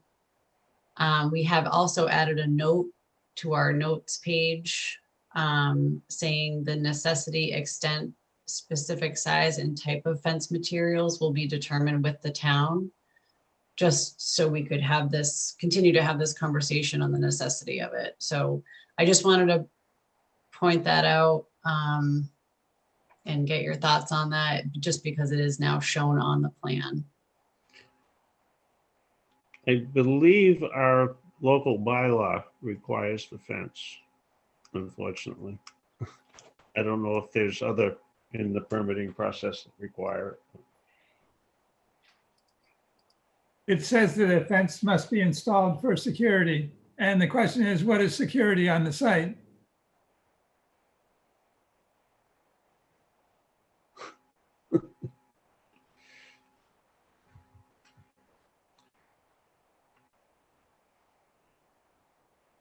I think with the idea that one side of the property is a river provides enough of a barrier to access into the site to stop that movement. Because it's an actively farmed property as well, and there is on-site presence, that also provides security in the facility. I think one aspect of the facility that is of most concern is the battery systems that the fire department just lets burn if they catch fire, not even wanting to fool around with them at all. So I think those are facilities that rightly should be fenced. But of course, there's serious environmental benefit for not having the fence run across the whole boundary and affect access between the river and the upland and the bog portions of the property.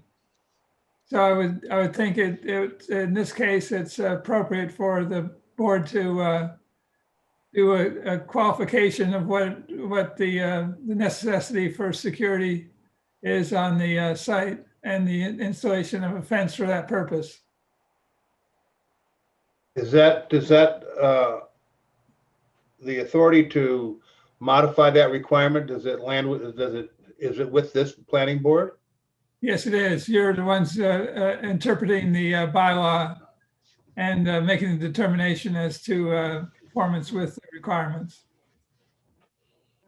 So if I remember correctly, during our last discussion on this topic, this board was pretty unanimous in not wanting to put the fence in. From a safety standpoint, should the power supplies, the transformers, the connections where the voltage is increased be kind of protected from outside influences? Yeah, I think you'd want to gate at the entrance, and you could extend the fence to the equipment that's at that interconnection as well. The equipment pads located on the site will be fenced and gated and locked with the appropriate locks for the fire departments in each town as well. Mm-hmm.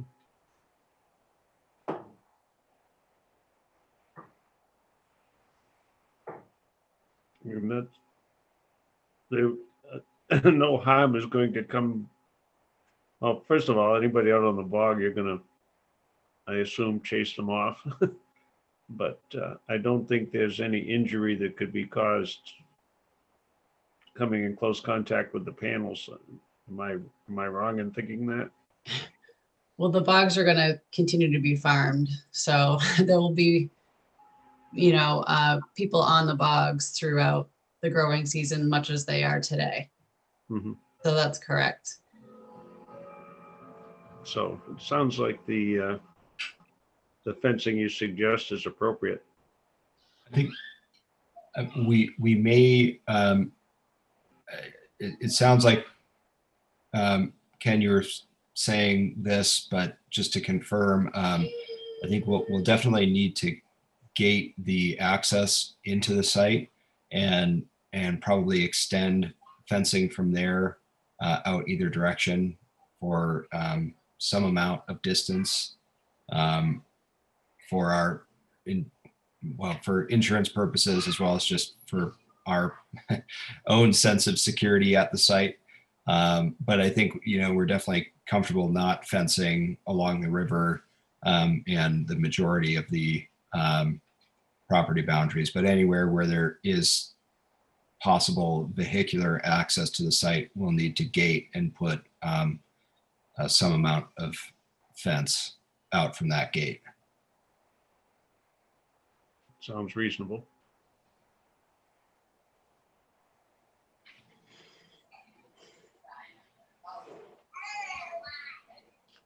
So if it's the board's pleasure, we can amend the plan to reflect that as well.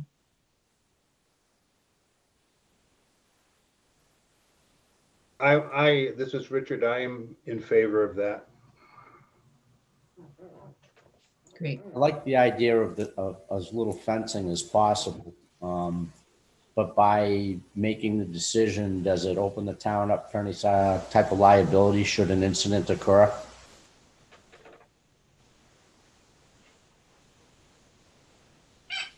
That's a very good question. I don't have an answer for that question. I think If I could interject here, just looking at the 594.1, I guess it is, 5. It says all ground-mounted solar energy facilities shall be fenced for security, period. To me, there isn't much of a question as to what the word security means. Clearly, you've got voltage here. You've got solar panels mounted in a wet environment. I don't know what that means in terms of standing in the water and touching one of those panels.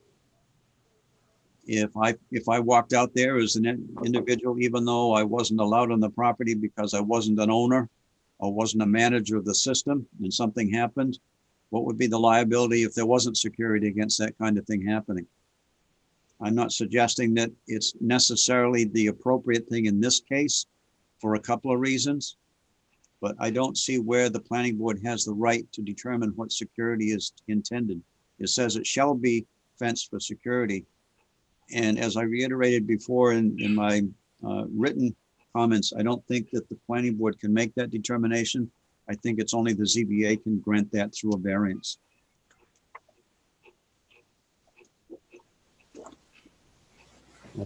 And Ken, your position is that this board can interpret that sentence in terms of what is security and apply it as we see fit. That's correct. That's what I'm suggesting. I think that's a dangerous assumption. Yeah, Charlie, will you read that sentence again? Excuse me, I got to get the book back.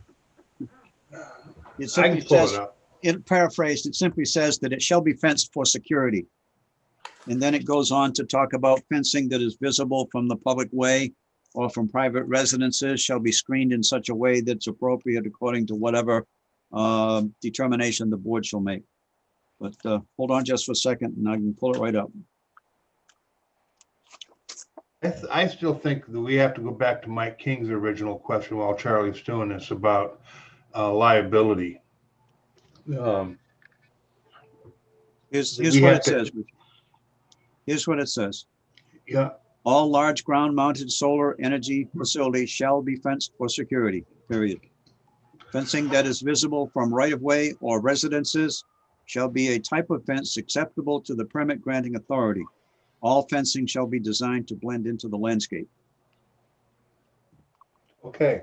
And my position is that the security is provided by the river and the wetland system that borders it. That river is not secure. That is not a barrier. And any young people with a taste for adventure will get across that river in 2 seconds. They'll never get up the bank, and Mike, you the know? briars in here are so thick, you find people been in here for 100 years, never got out. So what's the applicant's pleasure here? Well, we are actually, the only thing that I know we'll need is to gate the access roads. We're fine to fence the entire perimeter. Although, I mean, we agree we'd prefer not to, because, it'd be great to not have to fence the area on the side of the river. But if we need to, in order to comply with the bylaw, that's fine with us. So it's, I think, I guess we can leave it to the planning board to decide, what your preference is. Well, I think the river creates a natural barrier that I think we shouldn't have to ignore.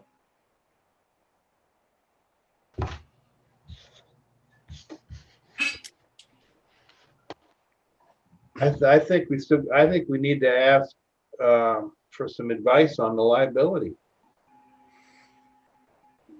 Yeah, I agree.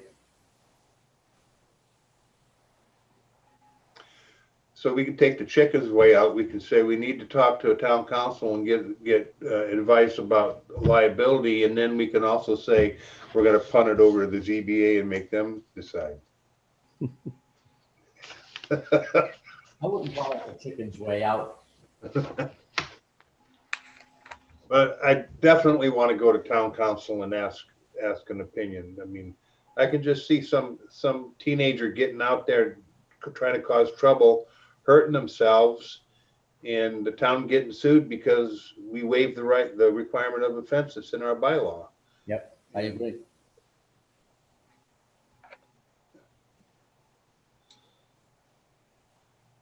Another situation where our bylaws are written in such a way that sometimes they're inflexible, sometimes they're very interpretive. So here's one that it's just the opposite of the other situations we deal with. So I don't think this needs to be a showstopper in terms of moving forward, though. I think we should probably just keep the fence there where it is for now. And I think this planning board should get a liability question to town council so we understand it for now and for this program and future ones. And then the applicant, then based on that, because that could be a showstopper right there and just end of story. We're putting the fence up. Okay, well, we will leave the plan as is for now with the fence shown. And, I will leave the note that we added just, to allow discussion on the specifics of it, should we need to go there. If that's good with the board. Mm-hmm. That's good with me. All right. Sarah, just a question. How does this stand with the town of Carver on their portion of it? Carver's bylaw does not require fencing for large ground mounted solar. I was thinking more in general of the hearing process in general. They do not want us to fence it for the same reasons that we've talked about with your board. The couple of big ones is the, sectioning of wildlife in the riverfront area, but also it further constrains the continued agricultural operation. So Carver is looking at it as a negative as well. And we said the same thing to Carver Planning Board. We will show it with a note that says it's open to interpretation, just because it seems to make sense to show it in Carver if we're showing it in Wareham. And Does Carver's bylaw speak to fencing? It does not require. So we have permitted multiple dual use projects now in Carver that have not been fenced. Any conventional ground mounted solar that I've worked on has had a fence because the nature of it is that the infrastructure is much lower to the ground. And the nature of dual use with the higher panels, more out of reach, and sort of on an island of a cranberry bog have provided enough setback and security for passersby, according to Carver Planning Board. Just to confirm, Sarah, not entirely fenced, right? Because on our projects, we still have at least some section of fencing along the road and anywhere there's potential for vehicle access. Yeah, we have screening fencing, gated accesses, and of course the gated access at all equipment pads. But in terms of a perimeter fence, that has not been required. Has there been any incidences of vandalism that you know of? Happens a lot. Yeah, like broken panels, stuff like that, rocks being thrown. It happens a lot more during construction when there's tools and cable out there. When it's up and operating, it's not as frequent, but it certainly does happen. Yeah, panel, could broken by whatever somebody decides to throw at it. Yeah. Is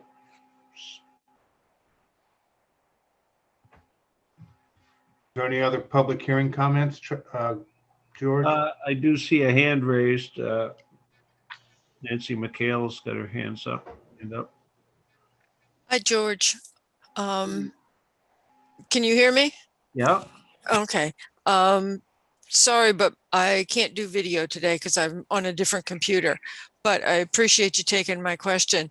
One of my questions was going to be the same as Charlie asked about what Carver required. So that's taken care of.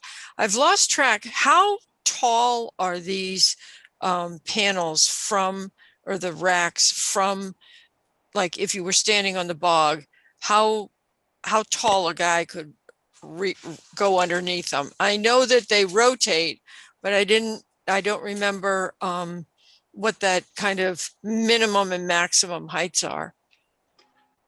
I'll let them answer it. I think it was 10 feet to the pivot point, and then whatever the deflection of the panel is. That's right. And so the minimum height would be 7.5 feet when it's at its maximum tilt. Okay. Thank you. And the other questions I would have are related to the wetlands, and you still are scheduled to go before Concom. Is that correct? That's correct. Okay. Thank you so much.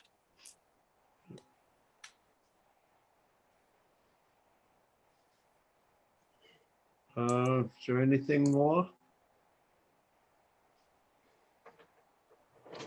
I don't think we have anything, Adam, unless you have any other items you wanted to bring to the board's attention. No, I think just to recap, we'll make the changes to the interconnection point and the wiring there. But aside from that, we'll leave the plans the same.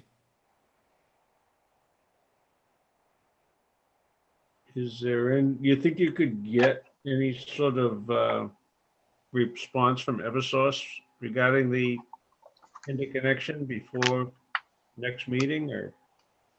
I'll reach out to them tomorrow to see what I can get. I guess I'll do what I can before the next hearing. I think as I mentioned, the specific design, like if they do need to do overhead poles, we won't get the exact location of that for some time, but I could ask the general question about whether or not those, like the recloser and metering and that sort of thing, can be done in vaults as opposed to on overhead poles. That'd be good. That might answer a lot of questions.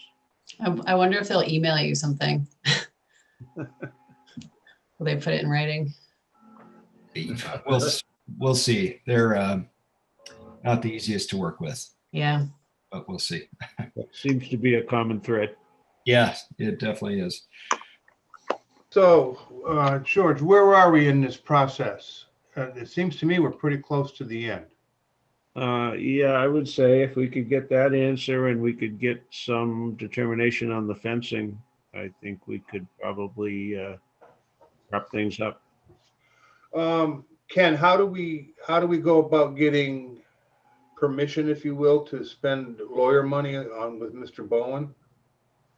I'll do the question to through Derek Sullivan to ask him about liability and interpretation of the zoning bylaw. That would be great. Could a fence consist of strapping in surveyor's twine? Is that security? What would stop a 16-year-old? What fence would? Yeah, really. We'll put a pot farm on the other side of the river. Okay, I'm going to make a motion that we continue the public hearing to our next meeting, which is, I don't know, April 12th. April 12th. Second. I want everyone to notice I didn't try to close it. I just continued it. Thank you. That was for you, Mike Baptiste.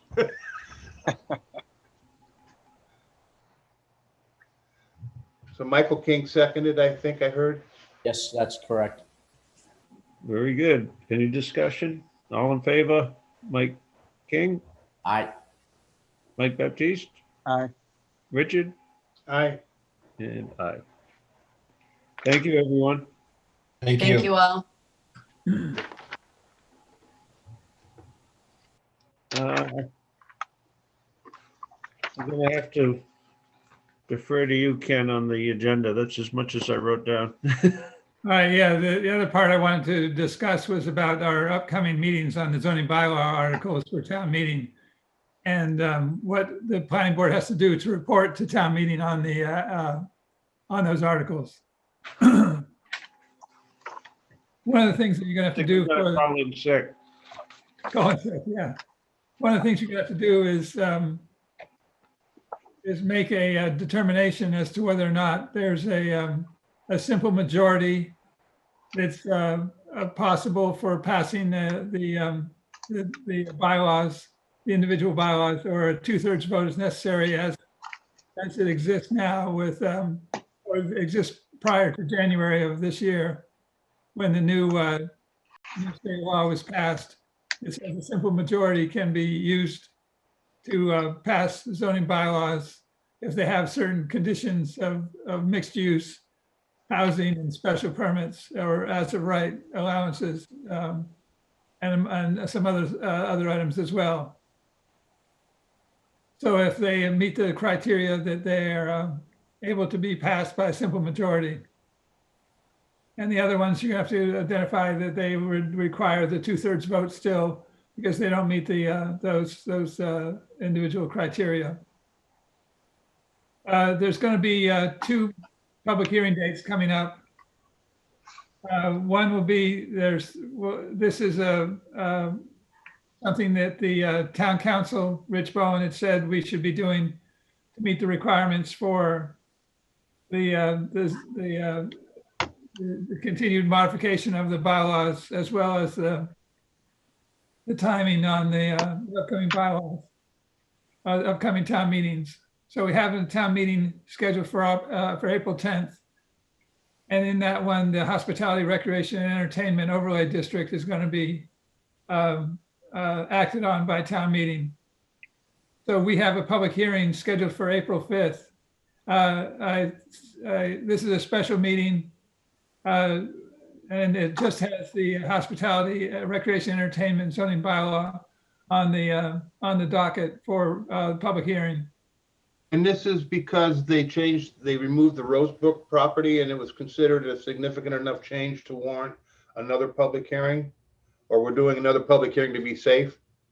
We're doing another public hearing to be safe. The reduction in the scope of the article is not a reason to say it no longer applies. This is just because of there have been about 30 changes in the district, and the content of the bylaw. So the recommendation was to have that reviewed again.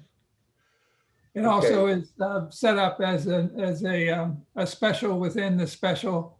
So this was a new town meeting called as a special town meeting within the special town meeting. So again, the feeling was that it best to rehear the articles so that it met the criteria for public action by the planning board on the article before town meeting.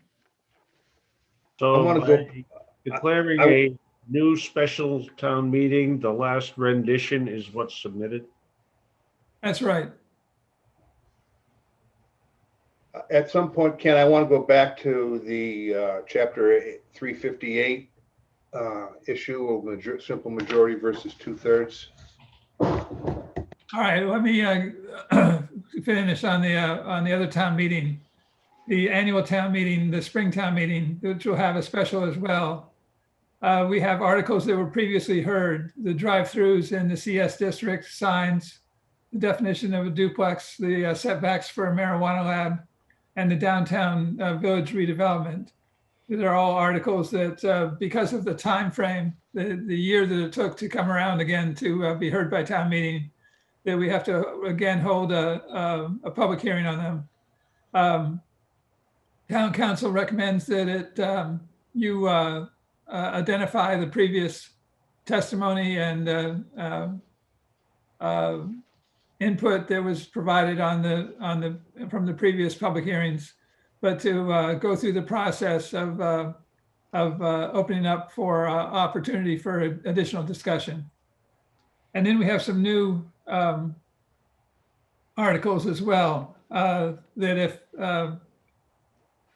if the Board of Selectmen vote to put them on the special town meeting warrant within the annual, within the spring annual town meeting, that we would have the floodplain overlay district, a limitation on marijuana delivery, stormwater pollution reduction bylaw, and a local initiative program affordable housing bylaw, which was a petition article submitted on the spring town meeting, but we haven't had the public hearing on it yet.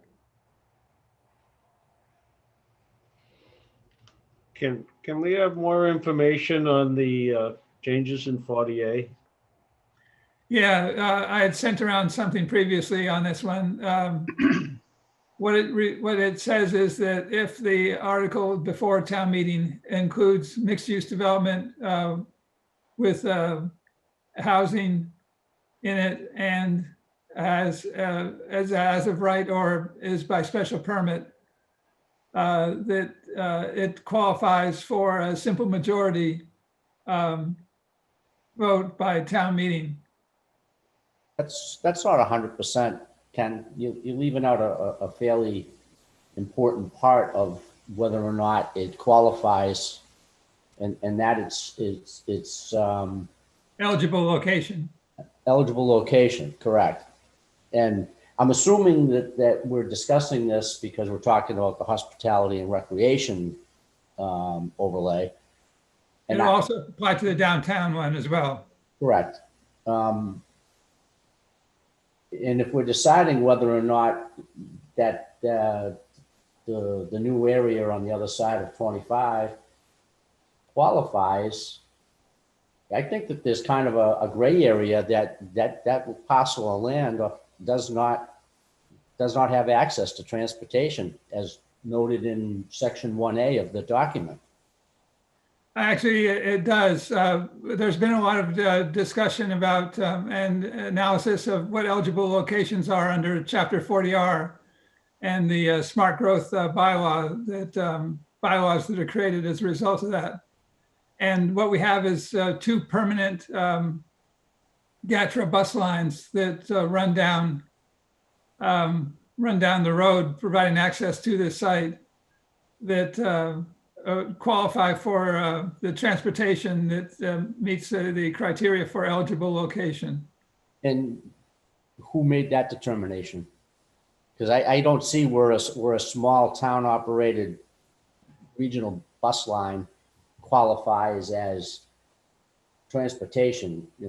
They're talking about commuter rail, bus and ferry terminals, rapid transit, and you're talking about a local bus line. It's an intermunicipal bus line, and it does qualify because 40R has already gone through the basis of what means an eligible location, and a permanent bus line, whether or not it's regional, applies to an eligible location. But this is something that you're going to have to make a determination on and make a recommendation to town meeting as to whether or not it's a simple majority or a 2/3. Well, This will be part of that public hearing process you go through. Could we ask for an opinion from Housing and Development on whether or not that GATRA line does truly, because it seems like it hinges on that bus line. Without that there, that piece of property does not qualify. Given the email that I saw, we can ask a question, but we may not get an answer for 3 months.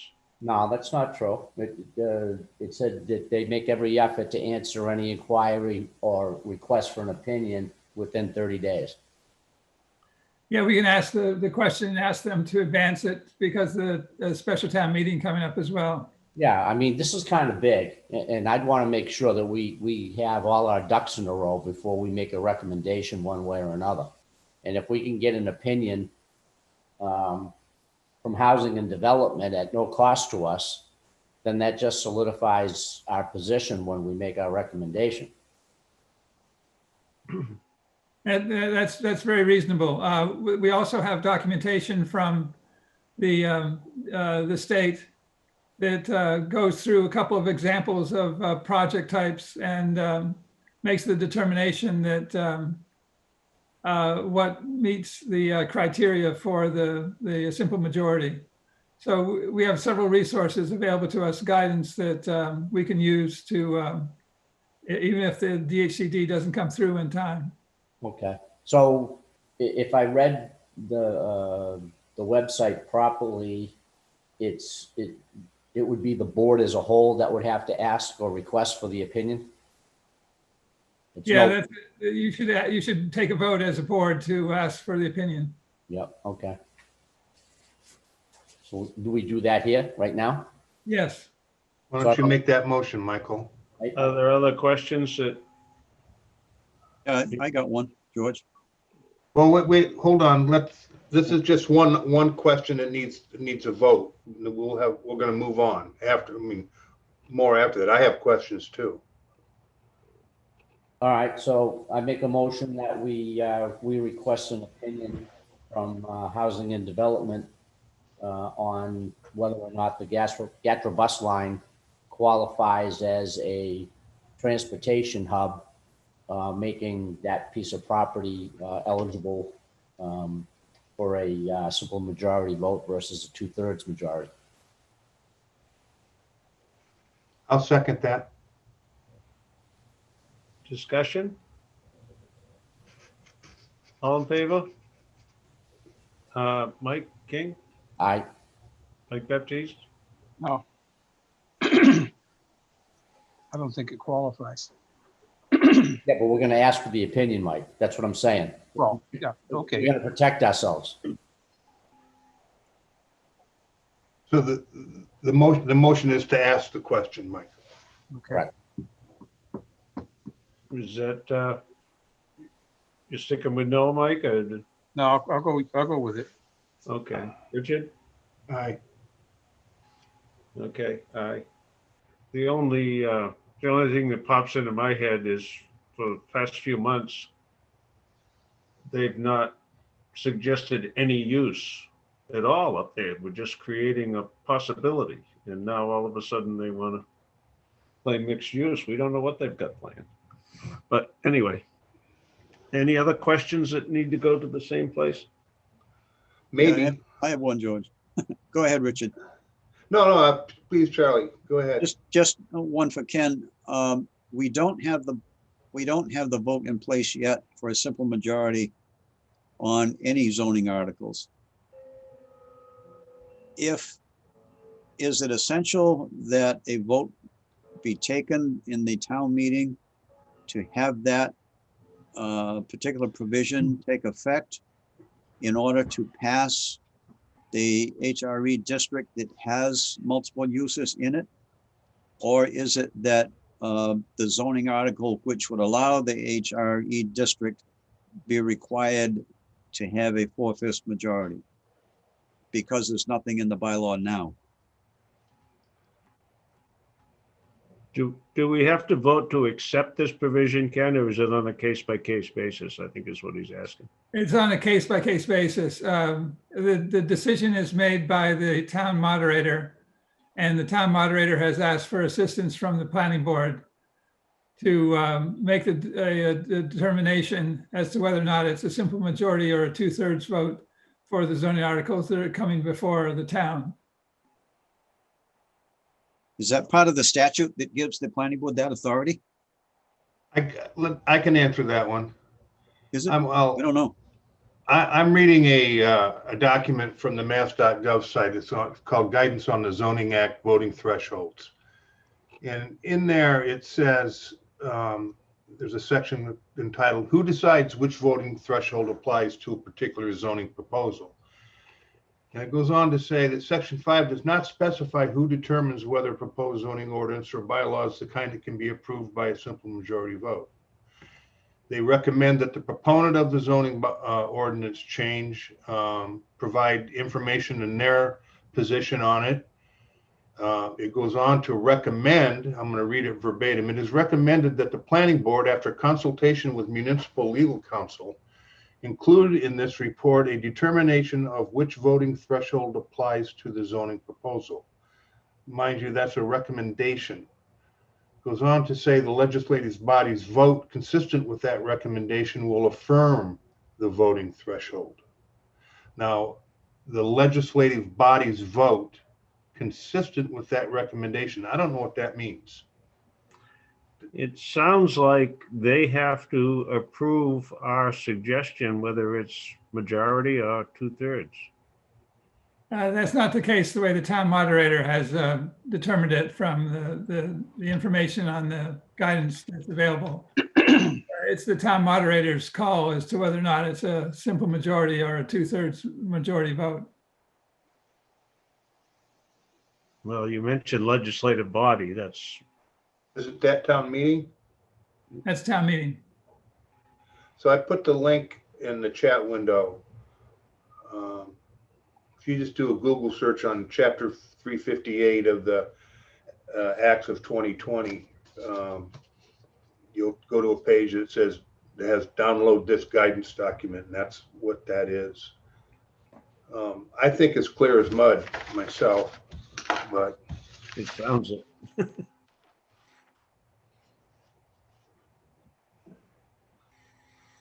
And it talks to eligible location in there as well, Michael.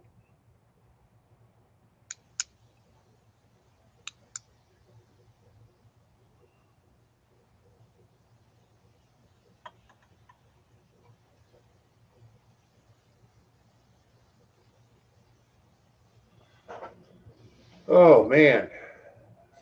So our last meeting, I was under the impression that the responsibility lied with the town moderator. Now it looks like that the only thing that's really documented in any manner, shape, or form is their recommendation that the planning board make a recommendation to town meeting as to what thresholds to use. That's scary.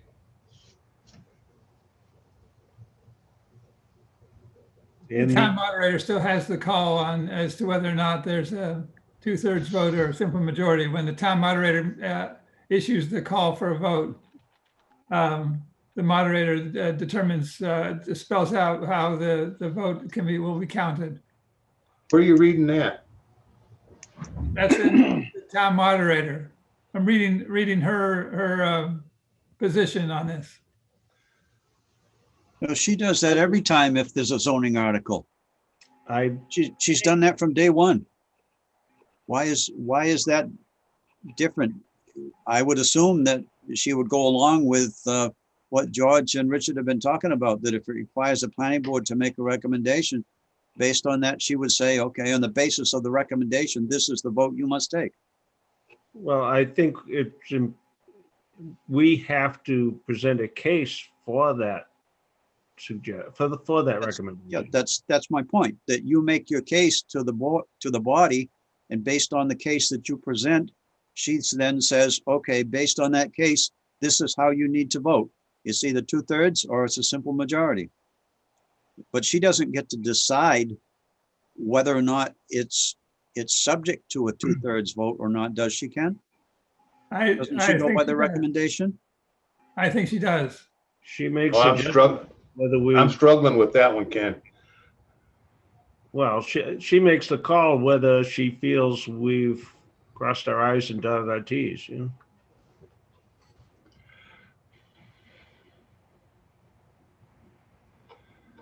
Oh, boy.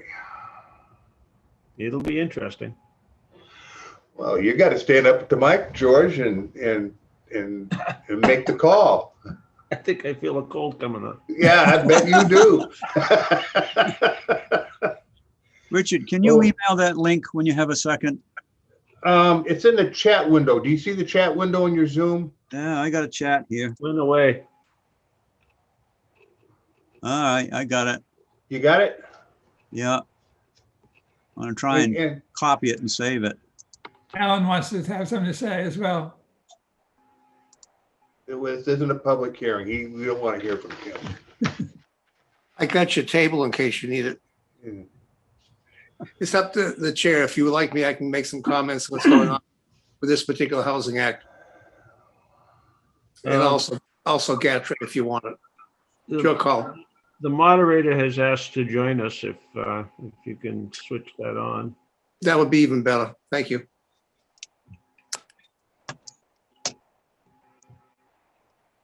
Are you able to find her, Steve?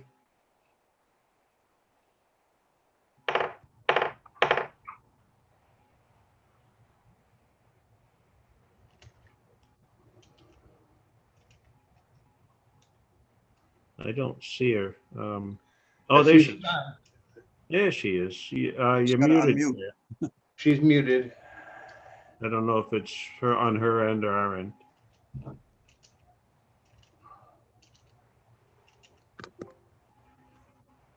There you are. Yeah. Thank you for joining, Claire. Well, to be very honest with you, I had reached out to the housing and they will not respond to me. They will only respond either to the planning board, to the board of selectmen, or to town council. But what Charlie has said is actually my position. The way I've read it is that the planning board has to come up with whether this quantum of vote for a zoning article is of a majority or a 2/3. That has to be put into your report that you give on town meeting floor. And as Charlie said, then I go with whatever your recommendation is, and that's what the quantum of the vote is. I don't get to decide. That's my understanding. And I've spent the last 2 weeks trying to research this and figure it out. But from everything that I've read and, reading through the link that is up there for you, you're the body that makes the decision. And then I have to say, when it comes up for a vote, that based on the planning board and the reasons why, this is what the vote will be. But that's, I don't get to make the final decision, is my understanding. At least now. I mean, it has changed and rechanged, and it seems like every time they come out with a new directive, there's a new part to this. So, but as of this week, my understanding is it's up to the planning board to decide whether the quantum of vote is a majority or 2/3, and you have to state why you feel that way, and then I have to take your recommendation. That's my story. Well, based on what Claire's just said, that makes it even more important that we get that opinion. Because I certainly would not want to propose a vote one way or the other and not be accurate, and then have it put on the floor. I mean, heaven forbid that a life-changing vote takes place in this town based on something we put forth that we didn't have all the facts. I certainly wouldn't want to be a part of that.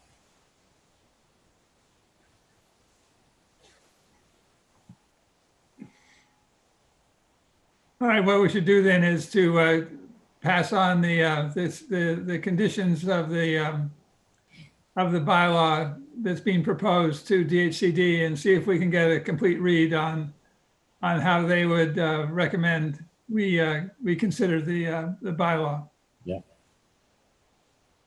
And while I'm on, I have a question.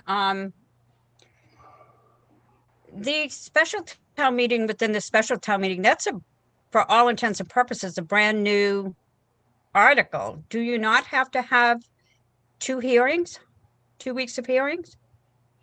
We have 2 weeks of public notice of it, and the hearing is scheduled for April 5th. Okay. So we meet our requirements for the review.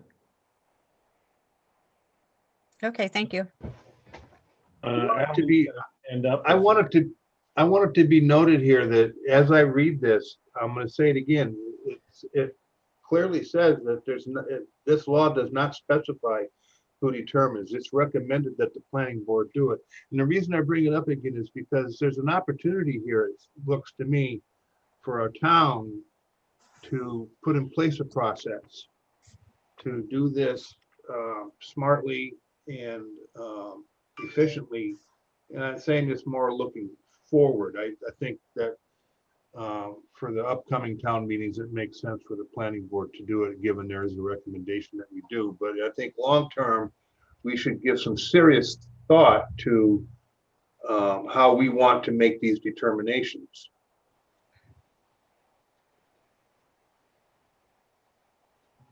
That's all, just my soapbox speech for tonight. I think that's a good idea to start before we resolve what some of the issues about interpretation are, so that we know when it comes down to eventually this becomes a more simple process, that you do this on a broader scale of input.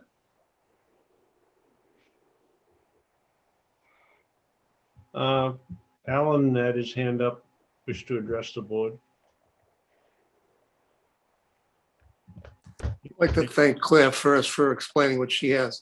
I was going to explain GATRA is a private public bus company paid for by the state and federal government funds. They service Southeast Mass. They service probably about 18 communities. What happens with GATRA, just as a very quick, I don't want to waste your time, it's getting late in the day. We had an issue where in Wareham, we had no service west to New Bedford and Fall River. It took about a year and a half working. I worked with Serped, I worked with GATRA and also CERTA, which is the Fall River portion, because at Marion, GATRA doesn't go west from that point. We now have a bus line that goes from Wareham to New Bedford on a daily basis. So if you have a project, say in East Wareham or whatever, and you're doing some kind of commercial, residential, or a hotel, whatever, which requires extra service bus line, the town or the individual operation can request GATRA to increase their service, and they basically do that. That's what they've set up to do. It happened when Walmart came in. It happened when Stop and Shop came in and stuff. They add the bus line for the stops there. So when you say that GATRA, which is who would have for service, there's no bus service. Bus service is not available until it's needed. So if you have a project in which bus service is needed and the population is there, they get bus service. And the only reason I can guarantee that is as chair of the Serped Commission, we get involved with that on a monthly basis. So I see the budgets and I see the requests. The other issue, which I don't want to get into too much, is that right now the Attorney General's office is trying to figure out this mess that the Housing Choice Act basically provided, because the safest thing is to require a 2/3 majority and then count it, which I believe Claire was going to do anyways, is count the actual votes. And then unfortunately, the AG probably in Worcester, who goes over all of our warrant articles after town meeting, is going to have to make a decision.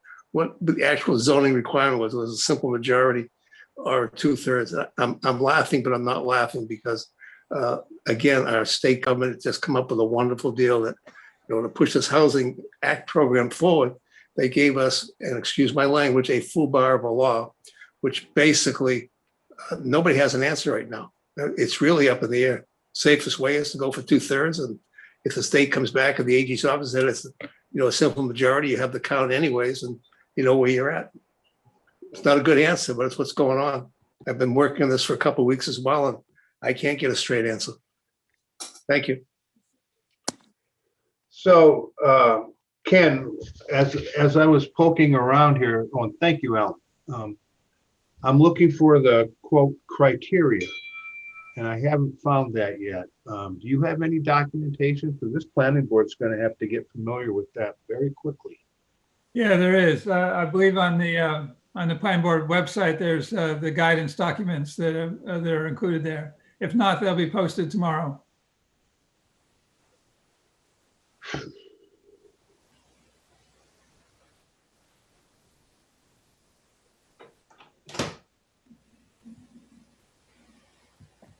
Okay. I'm sorry, were you waiting for me? No. I'm going to go have nightmares tonight.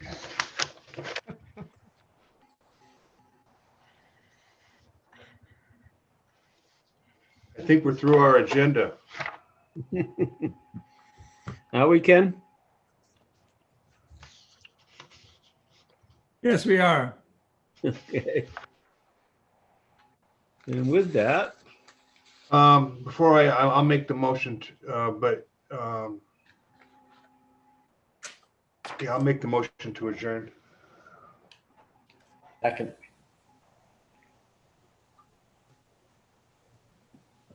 any discussion? All in favor?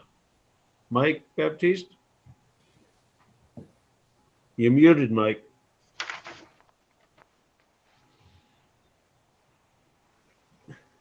Click down the bottom. Hit the space bar.